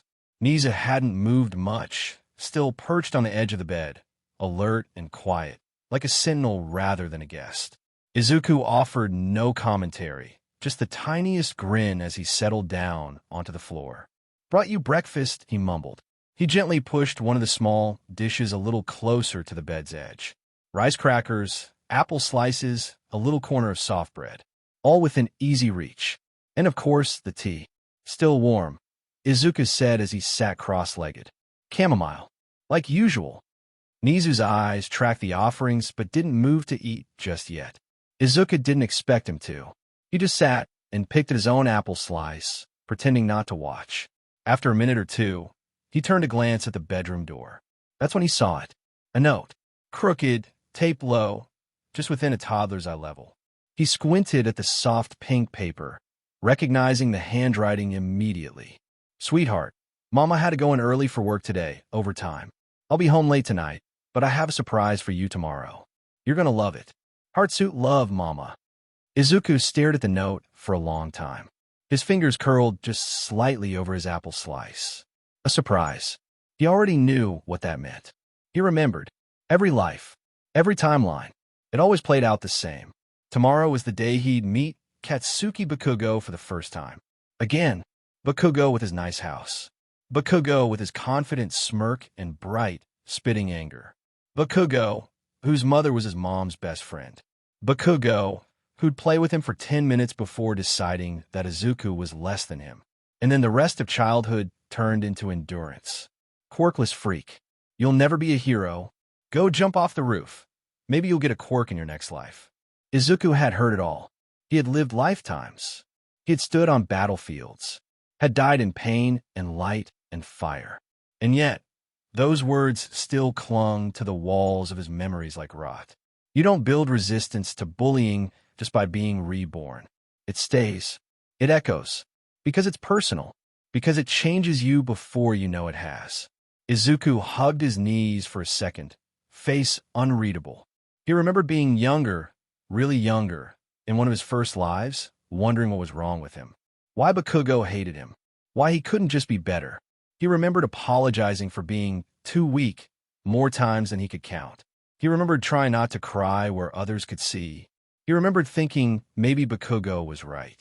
Even now, with all his years tucked secretly behind his small green eyes, the memory made his chest hurt. His fingers dug into the soft fleece of his pajama pants. He hated bullying. He hated the way it twisted people, made them turn cruel just to avoid being targets themselves. He hated the way adults turn a blind eye, or worse, pretended it was just kids being kids. He hated how it lingered long after bruises faded. He hated that even now, knowing what was coming, he still wasn't sure what to do about it. He closed his eyes for a moment, took a breath, then another.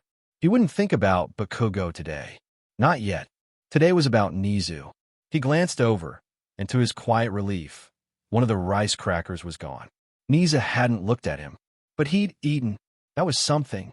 Izuku uncurled slowly, stretching his legs out and leaning back on his hands. I don't like surprises, he said aloud. They're never good ones. Nizu gave him a look, not startled, not disapproving. Just a look, weighing, processing. Izuku smiled softly. Don't worry. Tomorrow's going to be annoying, but today's still quiet. We got time. He reached for his tea and took a slow sip. Chamomile, warm and calming. A small peace before the storm. And for now, he would hold on to it. Nizu didn't flinch when the boy spoke. He never did. Flinching showed too much. Still, the words echoed in his ears. I don't like surprises. They're never good ones. It had been spoken simply, lightly, as if just a passing comment. But Nizu had learned long ago that offhand remarks were rarely accidental. Children often said the most important things when they thought adults weren't really listening. And while Izuku was small, a child in body, he was something else too. Something watched, wounded, measured in the way he moved and the way he rarely asked for anything. A child like that didn't dislike surprises for no reason. Nizu's gaze drifted slowly to the note still hanging on the door. A surprise. He turned the words over in his head like weights. He had already marked Inko Midoriya as unsafe. Not hostile, not intentionally harmful, but unpredictable. Her outbursts, her trembling hands, the glass she'd thrown, the strain in her voice when she thought no one was listening. Unpredictability, in Nizu's world, equaled danger. It didn't always wear teeth. It didn't need to. A careless hand, an overlooked risk, a sudden snap. Those were often worse than cruelty planned. Unpredictable equals surprise. Nizu's nose twitched. He sat quietly on the edge of the bed, watching Izuku sip his tea with that practiced stillness he wore like second skin. Too young to be this aware. Too careful to truly belong in the body he was in. He knows, Nizu thought. He's lived through enough surprises to recognize danger when it dresses in pink paper and hearts. Nizu looked down at his paws. Small, delicate, scar beneath the fur, where old burns and wires had once pressed. If Inko was truly dangerous, not intentionally, maybe, but recklessly so, then the boy was in danger. At least sometimes. And yet, Izuku hadn't said anything more, hadn't shown fear. He had simply existed beside her, like a child weathering a storm that never truly ended. Nizu's claws curled slightly. If something were to happen, if something did happen, he would be safe. He could hide. He could run. He wasn't the target. That logic had saved him in the labs. Stay still. Stay quiet. Stay beneath notice. Why should he involve himself in someone else's danger? It wasn't his threat. He wasn't obligated to anything. His ears twitched again. Izuku gave another quiet sigh, brushing crumbs from his lap, and then reached for a small cloth to wipe the tea ring off the tray. So small, so tired, so careful. Nizu's gaze didn't leave him. The boy had never grabbed, never pulled, never demanded. Even when he had spoken to him, softly, cheerfully, it was always in a tone Nizu could ignore if he wanted to. An offering, not a hook. And maybe that was what made something inside Nizu shift. Because even if he wasn't the target, that didn't mean he wanted to watch someone else become one. Especially not this boy. Especially not the one who brought him tea every morning, who always pretended not to notice how closely Nizu watched him. especially not the one who never once looked at him like a specimen. Nizu sat straighter.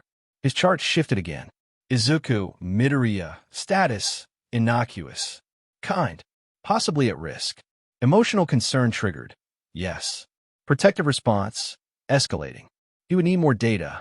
He always needed more data. But something faint and unfamiliar stirred beneath his ribs. Not calculation. Not instinct. Compassion. Nizu didn't like it. But he didn't look away either. Nizu moved slowly across the floor. The tray had been cleared. Izuku had wandered off to rinse his little mug, humming softly.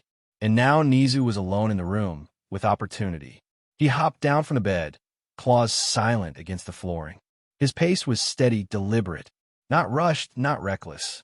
If he was going to stay, and for now, that still seemed wise, he needed contingency plans. Safe zones. Escape routes. And if Izuku truly was in a risky environment, then maybe the boy needed one too. A hiding spot. Somewhere small. Quiet. Hidden. For emergencies only, of course. He passed through the bedroom door, taking mental note of creaky hinges and uneven boards.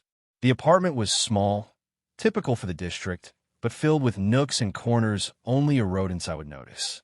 A floor vent under a shelf, easily widened with time.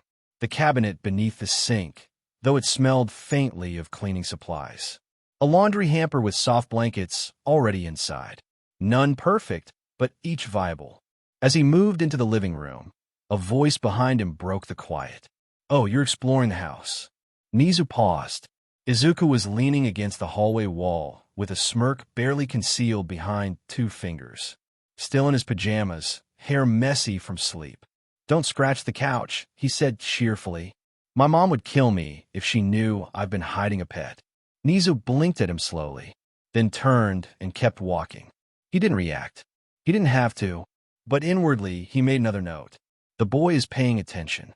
He'd have to watch his own habits, just in case. But while Nizu resumed his search beneath the end table, quietly measuring the shadows, he didn't notice the slight squeak of the door.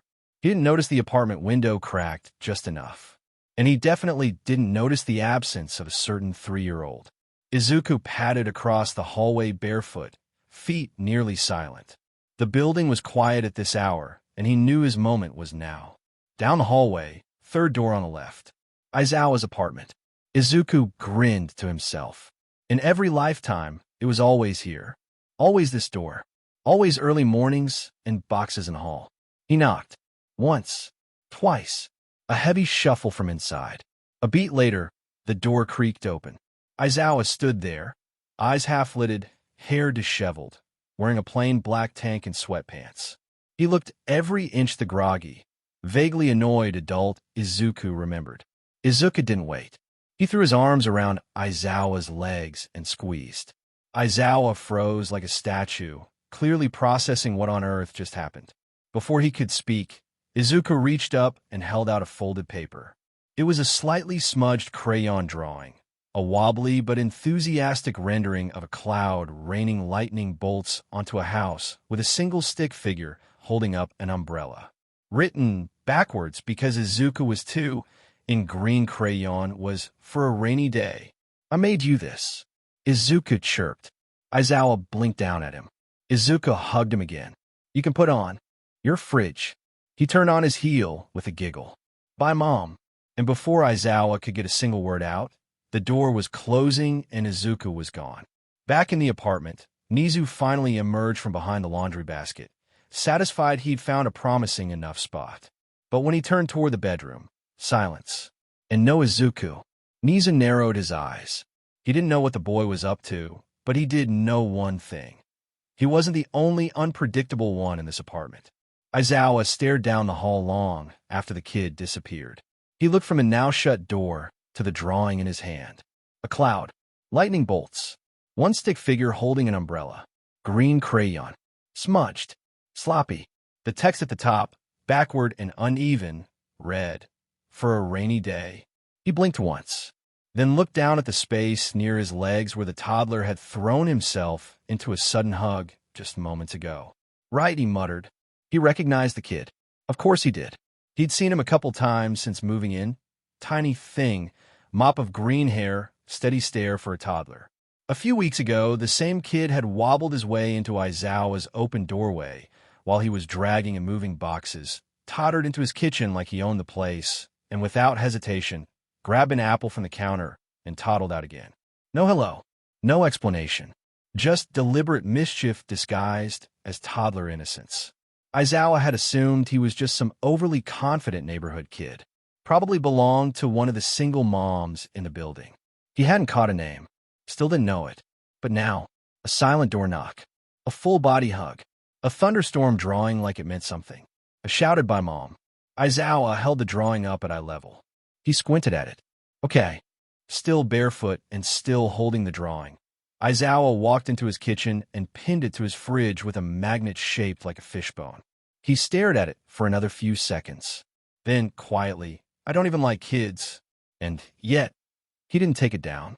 Nezu was perched on the edge of the bookshelf, tail wrapped neatly around his feet, ears twitching in quiet irritation. Izuku was gone. The window was slightly ajar, the door still faintly warm from being opened. And the boy, his small, strange, sharp-eyed boy, had vanished without a sound. He wasn't worried. Not exactly. Izuku was strange, oddly perceptive, too observant for a toddler, but also undeniably reckless in the way only children could be, trusting in their own invincibility, especially when nothing had hurt them yet. Nezu had half a mind to be offended. He had spent the morning scouting the apartment. He had carefully investigated each corner, each crevice, each shadowed patch that might work in an emergency. And he'd found one. A cabinet. Not under the sink. Not too obvious. A small cubby tucked beneath the bedroom floor vent, shallow but wide. Insulated from sound, shielded from casual inspection. Enough for a small child to curl into and wait, should things ever go wrong. It wasn't a perfect solution, but it was better than nothing. He'd intended to show it to Izuku this morning. A simple act. A quiet nudge. A shared understanding wrapped in the way Izuku seemed to truly view him. Not as an equal, not as something extraordinary, but as a strange, quiet pet. One he liked, maybe even trusted, but nothing more. But now the child had disappeared. Nezu's claws clicked softly against the wood as he shifted his weight. He wasn't panicked, not yet. He'd learned that panic clouded logic. But he was unsettled. He had just started marking the boy safe. And now, like a puff of smoke, he was gone. The window creaked. Nezu snapped his gaze toward it. And just then, the front door eased open with the smallest click. Izuku slipped in, cheeks slightly flushed from the morning air. He shut the door with the slow, careful precision of a child who knew exactly how loud was too loud. And then he turned and stopped. Nezu was staring at him from the top of the bookshelf, unmoving. Izuku gave a sheepish little smile. Hi. Nezu didn't move. Izuku patted closer. I just went to, say hi to the new neighbor. Still no movement. I didn't say anything weird, he promised, which, of course, was exactly the kind of thing someone who had said something weird would say. Nezu narrowed his eyes. Izuku lowered his voice and added, he put my drawing on his fridge. A long, long silence. Then finally, Nezu hopped down from the shelf with a soft thud, landing lightly on the floor. He turned and walked toward the bedroom. When he reached the slightly lifted corner of the floor panel, he tapped it once with his paw, then looked up at Izuku. Huh. Izuku stepped forward and crouched, lifting the panel carefully. Inside was a small, hollowed-out cubby, just enough room for a little body. Dark, quiet, hidden. A chill passed over Izuku's spine. He knew what this was, what it meant. He looked at Nezu, who sat waiting beside it like a silent guardian. Just in case, Izuku asked softly. Nezu didn't move. Izuku nodded once, and gently he set the panel back into place. Thanks. They didn't speak after that. They didn't need to. Not when both of them understood, deep down, that safety was something you had to build for yourself. And sometimes that meant having a hiding spot, just in case. Later that night, the room was quiet. City lights blinked faintly beyond the window. Somewhere in the distance, a car passed by, tires hissing on damp asphalt. Izuku lay curled beneath his blanket, eyes open and staring at the ceiling. Tomorrow. He hated tomorrow. Even across countless lives, even knowing what would come, it never got easier. Bakugo would show up.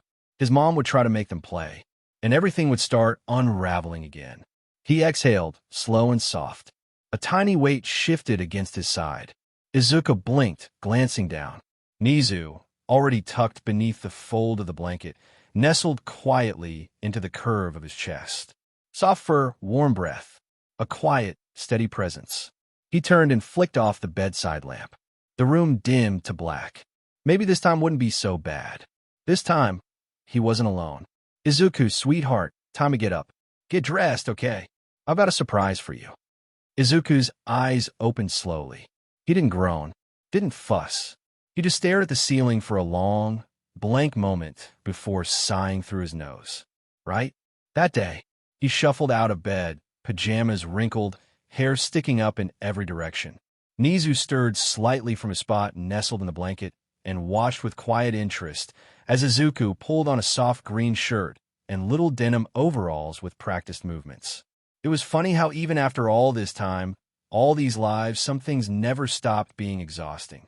When he stepped into the living room, Inko was already tidying up, a bright smile plastered across her face.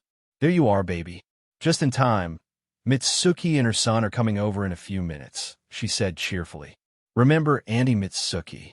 She's bringing her little boy. He's just your age. I thought it'd be nice if you two became friends, just like me and her. Izuku climbed onto the couch and sat quietly, legs dangling off the edge. A new friend. Sure. He stared at the far wall in silence, fingers tightening slightly in his lap. Depending on how he handled this, how he twisted this morning's little meeting, the damage could be small, minor, manageable, or it could be the spark that lit the fuse to years of unrelenting misery. Bakugo Katsuki. He remembered it all. Every sharp word, every insult, every shove. The mocking laughter in classrooms, the cruel silence from teachers who didn't step in, and the crushing pressure of middle school halls filled with eyes that looked through him like he didn't matter. Bakugo, who lived in a big fancy house on a different street, the kind with polished gates and expensive cars. Spoiled, loud, prone to tantrums when things didn't go his way. The ego wouldn't come until later, once the quirk showed up, but the roots were always there. Izuku didn't hate many things, but bullying, that kind of violence, that slow erosion of self-worth over time, he hated that more than anything. No matter how many lifetimes he lived, he never grew numb to it. Not really. He heard the telltale hum of the apartment's intercom buzzing. They were here. Inko practically beamed. That must be them. Oh, I'm so glad. This is going to be so much fun for you, Izuku. Izuku forced a small smile and kept his eyes on the door. Fun, right? He took a breath. He had survived this before. He would survive it again. Nizu watched from beneath the low shelf near the far end of the room, tucked in the shadows beside a basket of clean laundry. His paws were still, ears barely twitching, eyes sharp. The blonde child, the loud one, the angry one. Too small to be dangerous yet, but filled with that same erratic energy Nizu remembered from the lab. Something about the way he moved, careless, territorial, always looking for what he could take. He didn't like it, but the boy hadn't harmed Izuku. Not yet. And Izuku, calm as ever, responded like he'd already mapped the whole interaction out. Interesting. Nizu's eyes flicked toward the kitchen, where the two women spoke over cups of tea. I just want them to get along, you know. Inko said, voice soft and hopeful. Izuku's always been so gentle. I think Katsuki could help toughen him up a bit. Nizu froze. He didn't blink, didn't move. His claws tapped the floor once, silently. Toughen him up. The words played again in his head, over and over. Nizu's gaze slid back to Izuku. The boy was sitting quietly, shoulders relaxed, face unreadable.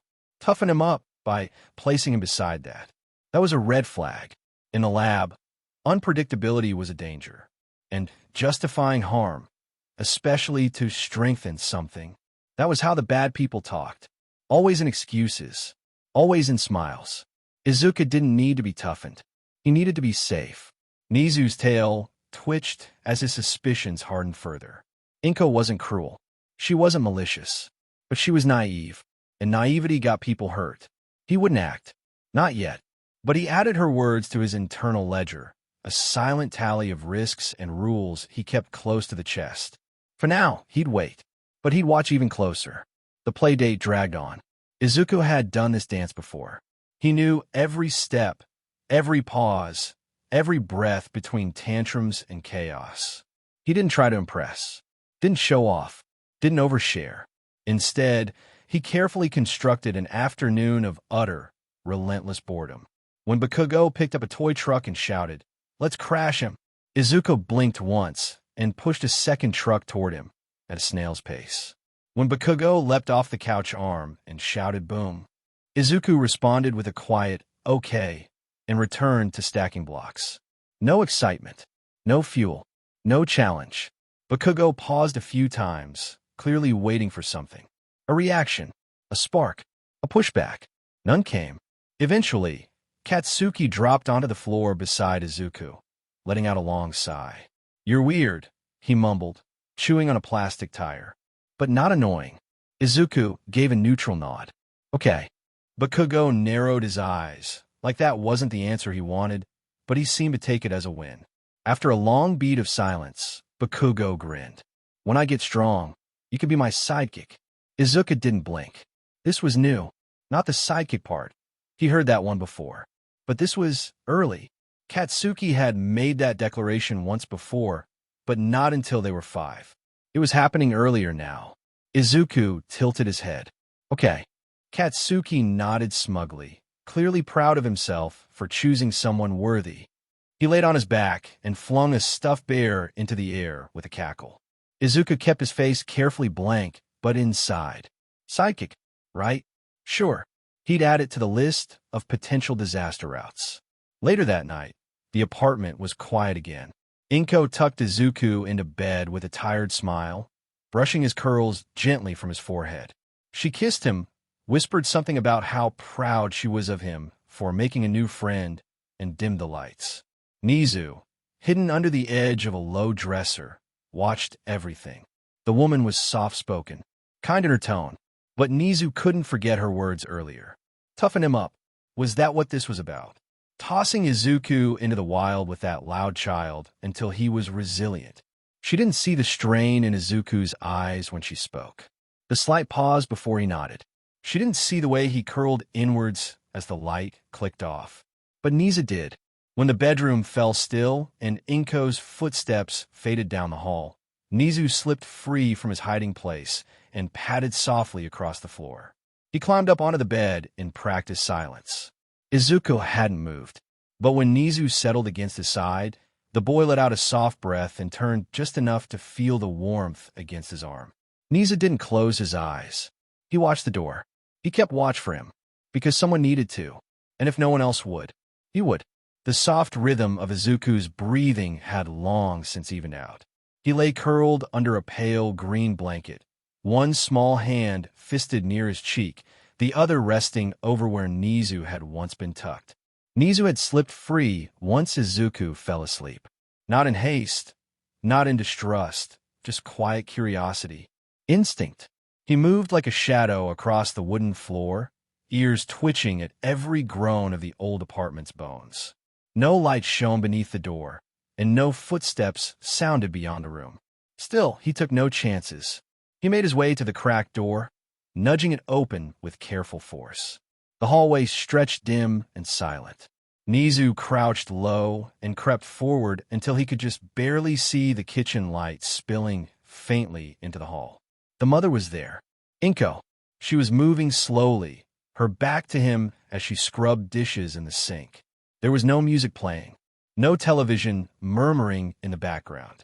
Just the soft clink of ceramic, the rush of water, the tired sigh that escaped her every few minutes like clockwork. Nezu lingered just past the wall, unseen. He watched her shoulders sag, saw the way she paused between plates, how she pressed her hands into her face like she was trying to rub the exhaustion away, but failing. He didn't step closer. He didn't care to. She'd been marked unpredictable, unsafe from start. He was fair with his judgments, thorough, and tonight did little to soften that view. She wasn't cruel. Not yet. but she was unstable. He knew how quickly kindness collapsed under pressure, how love could turn cold when stretched too thin.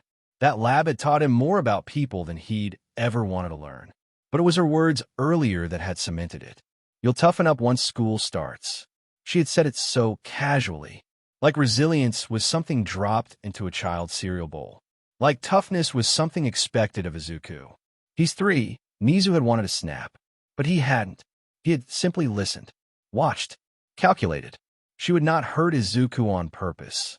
Of that, Nizu was almost certain, but she would hurt him by accident, by not seeing the small cracks, by brushing aside the silence in his eyes, by forgetting to look deeper. And that, Nizu decided, was just as dangerous. He turned away and made the quiet journey back to Izuku's room. The boy hadn't shifted much, still curled, still breathing slow and even. A quiet little lump under the covers. Nizu climbed onto the bed, soft as a whisper. He hesitated, for a breath, maybe 2. Then he settled himself just beside Izuku's stomach, where the rise and fall of breath was steady and warm. He didn't close his eyes. He didn't sleep. He watched Izuku's hand shift slightly, like he was reaching for something even in dreams. Nizu didn't let him reach far. He let the small fingers brush his side. The contact was fleeting, but it was enough. He wasn't supposed to care, but somehow he did. Izuku woke up to a warm spot against his side and a little snuffle of fur. Nizu had shifted again in the night, tucked half under the blanket, tail twitching lazily in his sleep. The early morning sun was barely filtering through the curtains, soft and gold across the walls. Izuku yawned, arms stretching above his head until his tiny fists bumped into Nizu's side. The mouse thing didn't stir. Izuku blinked sleep from his eyes, settling back down for a second, just watching the soft rise and fall of Nizu's breathing. He was oddly cute when he wasn't studying him like a lab rat. But then Izuku's eyes flicked to the corner of the room, where the latest scribbled notes of his safety blueprint sat under his crayon box. Right? The plan. I need tea party stuff, he mumbled under his breath, dragging the blanket off and sliding to the floor with practiced toddler wobbles. Mugs, napkins, spoons, tiny sandwich things, and cookies. There had to be cookies. A proper tea party couldn't happen without cookies. He'd already cleaned out most of what he could quietly get from the kitchen without raising Inko's suspicion, and he didn't want her poking around and asking questions. Which meant, time to rob Mom, he muttered with a mischievous little grin. By Mom, of course he meant Aizawa, because in every life, it never got old messing with him. Izuku crept out of the bedroom, pausing at the door just long enough to glance back at Nizu, still curled in the blankets. He didn't say anything. Didn't dare say the plan out loud. Just gave a thumbs up in the general direction of his not-so-pet friend and tiptoed out. The hallway was quiet. The kind of quiet that meant Inko had already left for work, and Aizawa probably hadn't had his coffee yet. Perfect. Izuku padded barefoot down the apartment corridor and made it to the neighboring door with little fanfare. He gave it 2 solid knocks and then a long pause before 3 more quick knocks. A rhythm. Familiar, annoying, impossible to ignore. The door creaked open a sliver, revealing a familiar mess of tired black hair and an even more tired eye. Aizawa blinked at him. Izuku blinked back, and then hugged his leg like he'd been doing it every morning for years. Hi, Mom, he said cheerfully, like this was completely normal. Aizawa, for his part, just stood there for a beat. Then another. You again. I need to borrow your spoons, Izuku said with utmost seriousness. And maybe cookies, and a tiny tablecloth, and possibly a teapot, if you have one. It's for very important business. Aizawa squinted down at him. What kind of business? Tiny, Izuku said. And important. A long sigh escaped the pro-hero's throat, and he stepped aside without saying another word. Izuku marched right in. It didn't take long to do a sweep of the kitchen. He snagged 2 spoons, a chipped ceramic mug, 3 napkins, and a paper doily that he decided was definitely elegant enough for this endeavor. He scored a half-empty sleeve of cookies off the counter and hugged it to his chest like treasure. When Aizawa appeared in the doorway, looking like he'd regretted answering the door, Izuku gave him a solemn nod. "These'll do," he declared. A pause. "Then, you should dust more." Aizawa stared at him, unblinking. Izuku reached into the cookie sleeve, broke one in half, and held it up. "For your troubles," he said seriously. Aizawa took the cookie like a man, unsure whether this was a trap. Izuku beamed. "Bye, Mom." He was already halfway down the hall before Aizawa could respond. Back in the bedroom, Nizu had shifted positions. Not asleep, but not moving, just watching from his box nest with unreadable eyes. Izuku re-entered like a conquering hero. "I come bearing loot," he announced softly, arms full of toddler-smuggled supplies. He didn't explain where they came from. He didn't need to. He dropped the napkins, mug, and cookies on the floor in front of his stuffed animal tea guests and started setting up the scene. Nizu watched, ears flicking. Izuku offered him half a cookie with exaggerated nonchalance. "For you, noble beast," he whispered, grinning. "In honor of your bravery." Then he leaned over and added in a hush, "Don't eat the napkin this time." The tea party was about to begin, and so was Phase 2. The room had never looked more important. Izuku sat cross-legged on the floor, a napkin tucked into the front of his overalls like a royal bib. Across from him, Nizu was perched on a folded blanket Izuku had arranged like a throne. The paper doily had been carefully centered in the middle, and the mug, now filled with lukewarm tea, stood like a ceremonial chalice between them. 2 toy dinosaurs and a ratty stuffed bunny rounded out the guest list. "Sir Whiskers of Blanket Kingdom," Izuku said with solemn dignity, placing a broken cookie chunk before Nizu. "Welcome to the council." Nizu blinked once. Didn't move. Just sat, dignified and still, like he absolutely understood the gravity of his appointment. Izuku poured tea into mismatched toy cups, plastic ones he'd stolen from the kitchen drawer when his mom wasn't looking, and handed one to the bunny, who couldn't hold it but received it with honor nonetheless. "This is a very important gathering," Izuku said seriously, holding his own cup with 2 tiny hands. "We're here today to discuss snack diplomacy and nap negotiations." Nizu finally lowered his nose to the cookie and took a small, dainty bite, as though the world would end if he dared be impolite at such a prestigious summit. Izuku grinned. "See, you get it." A moment passed in quiet as Izuku munched on his own cookie.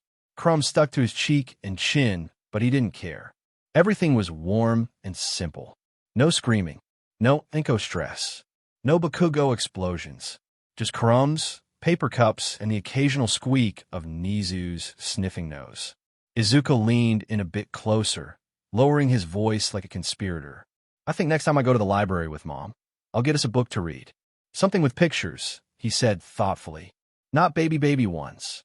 But ones with animals or puzzles or something. You like words, right?"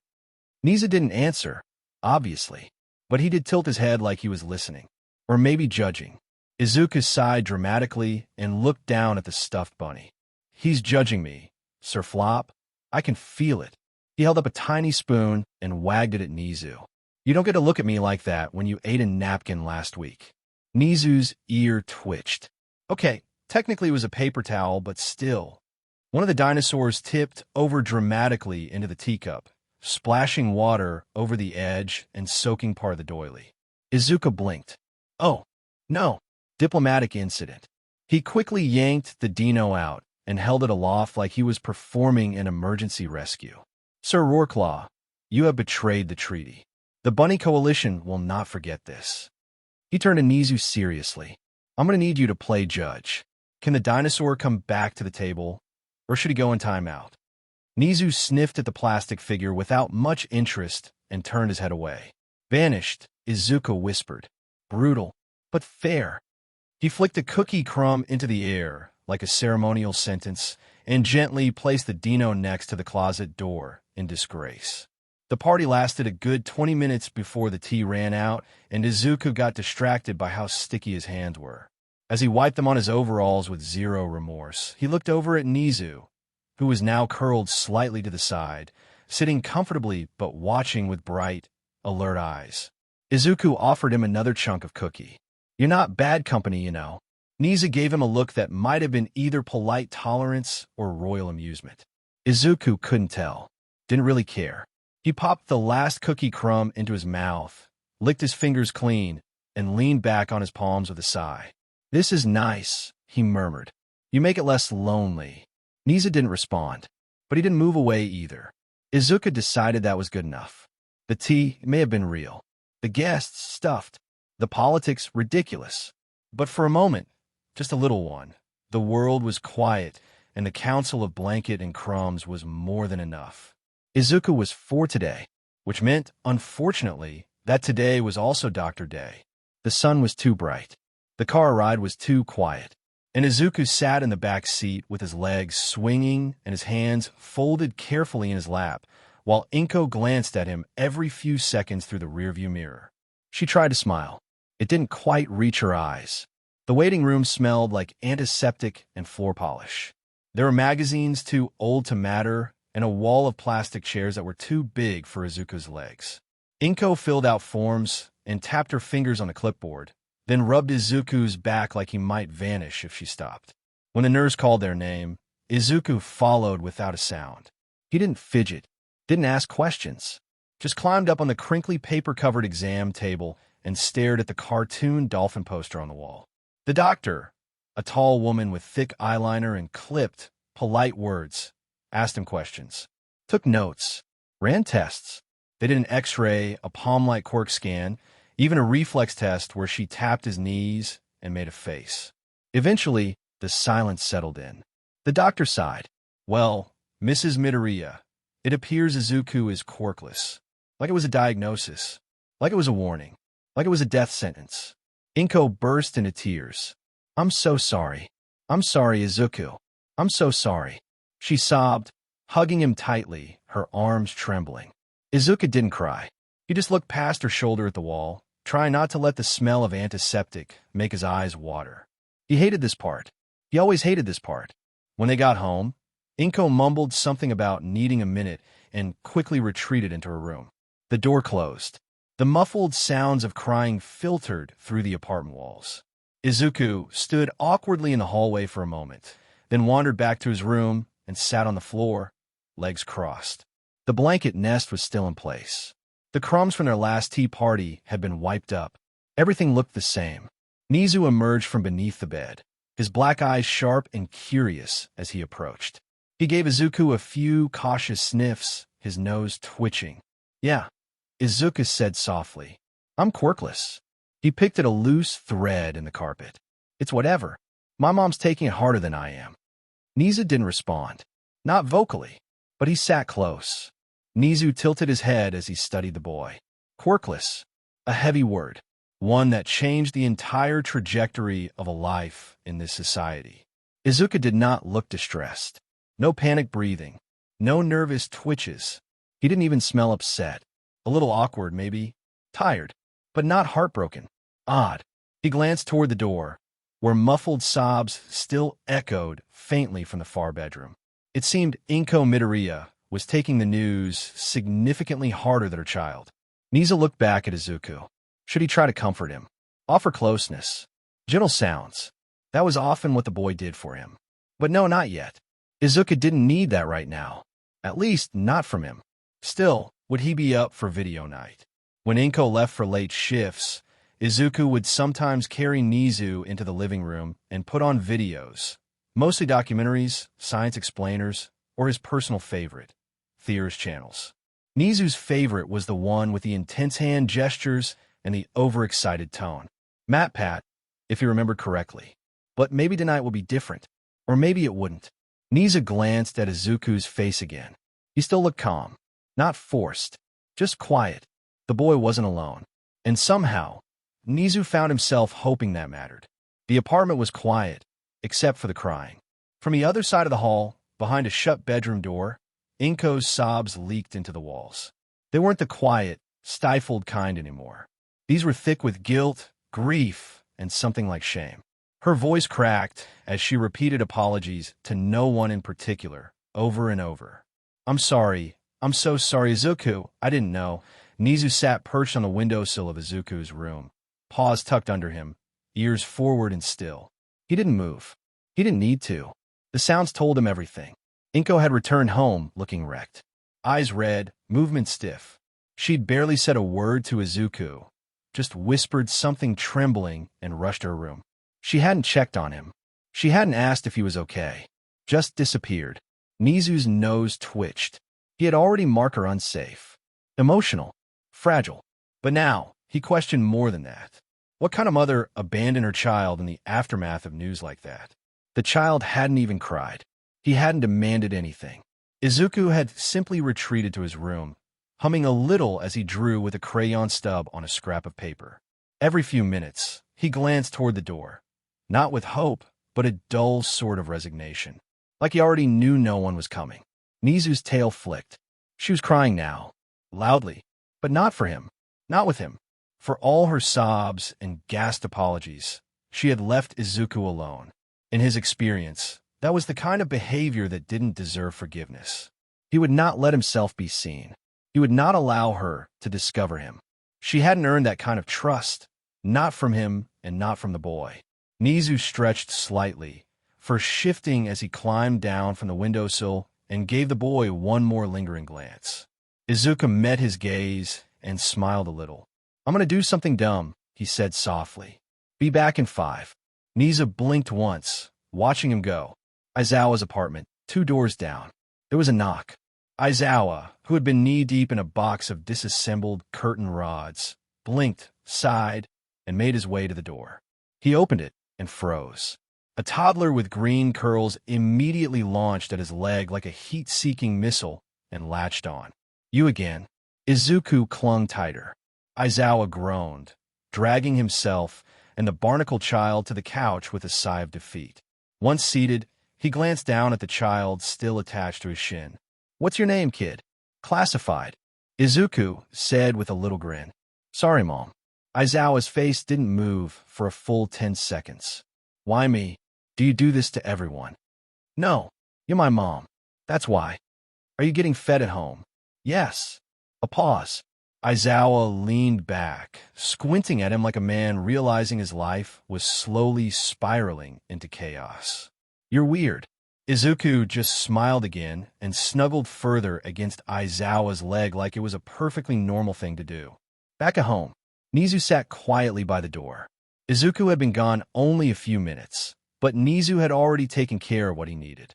Earlier that day, he'd checked the cubby beneath the bedroom floor vent, the one he'd silently marked as a fallback location weeks ago. Shallow but wide, insulated from sound, hidden from casual inspection. Just enough for a child to curl into and wait. But now, he'd begun preparing it further. He dragged down an old blanket, pawed it flat inside the space. And now, tucked just beside it in a cleaned-out cracker box, were some wrapped snack packs and a travel water bottle, stolen from the kitchen when no one was looking. It wasn't much, but if things ever went wrong, it might be enough. It was quiet now. Inko still hadn't emerged. Her sobs had gone quiet. Nezu sat in the hush of it all and waited. And like always, Izuku returned. Without needing to ask, Izuku set a cracker on the floor by Nezu's paws and walked away like it was nothing. The boy didn't know it yet, but Nezu had already decided he wasn't going to lose him. Izuku padded softly into the kitchen. The scent of freshly made katsudon drifted through the small space, steam curling from the bowls on the counter. Inko stood nearby, setting them down with practiced hands, but Izuku noticed the tremble in her fingers. Her eyes were red and puffy, her smile strained. He didn't say anything. He'd asked once in a different life, asked if she was okay, if she needed anything, and she'd broken down right there on the kitchen floor, sobbing and apologizing and clinging to him like he was all she had left. It had taken hours to get her to stop crying. It was safer now to stay quiet. She sat across from him during dinner, barely touching her food, murmuring tired nothings. And then, after clearing her plate, she stood up and said, "I've got another late shift tonight." There was no goodbye, just the click of the front door and the gentle hush of silence that followed. Izuku waited a beat, 2, then pushed back from the table and headed to his room. Nizu was already out. He stood at the edge of the floor vent, the spot, the cubby where he'd once shown Izuku a hiding place. His small white paws scratched softly at the ground, then looked up at him. Izuku blinked. Why was Nezu showing him this again? He already knew about it. They'd gone over it together. Once quickly, just in case. He knelt down and opened the vent, curious. There were new things inside. A folded blanket, a water bottle, a box of crackers pushed off to the side, packed neatly in a corner.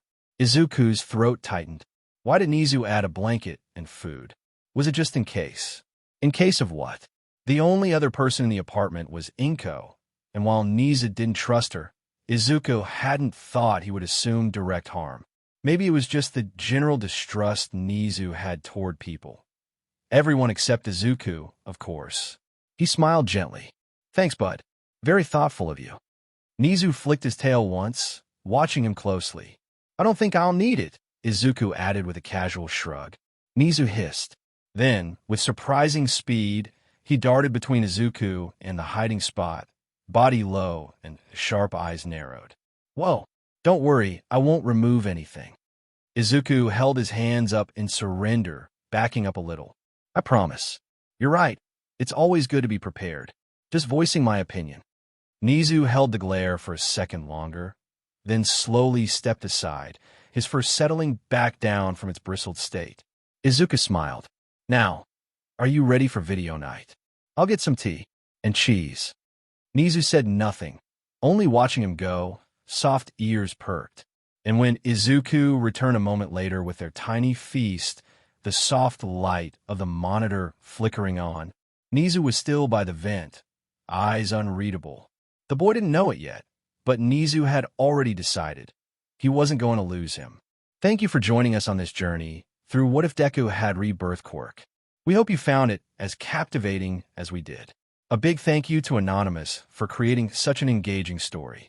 Don't forget to visit their profile on archiveofourown.org for more fantastic works. The link is in the description below. If you enjoyed this video, please give it a thumbs up, share it with your friends, and subscribe to Zenin Fanfics for more intriguing explorations into fanfiction and fantasy.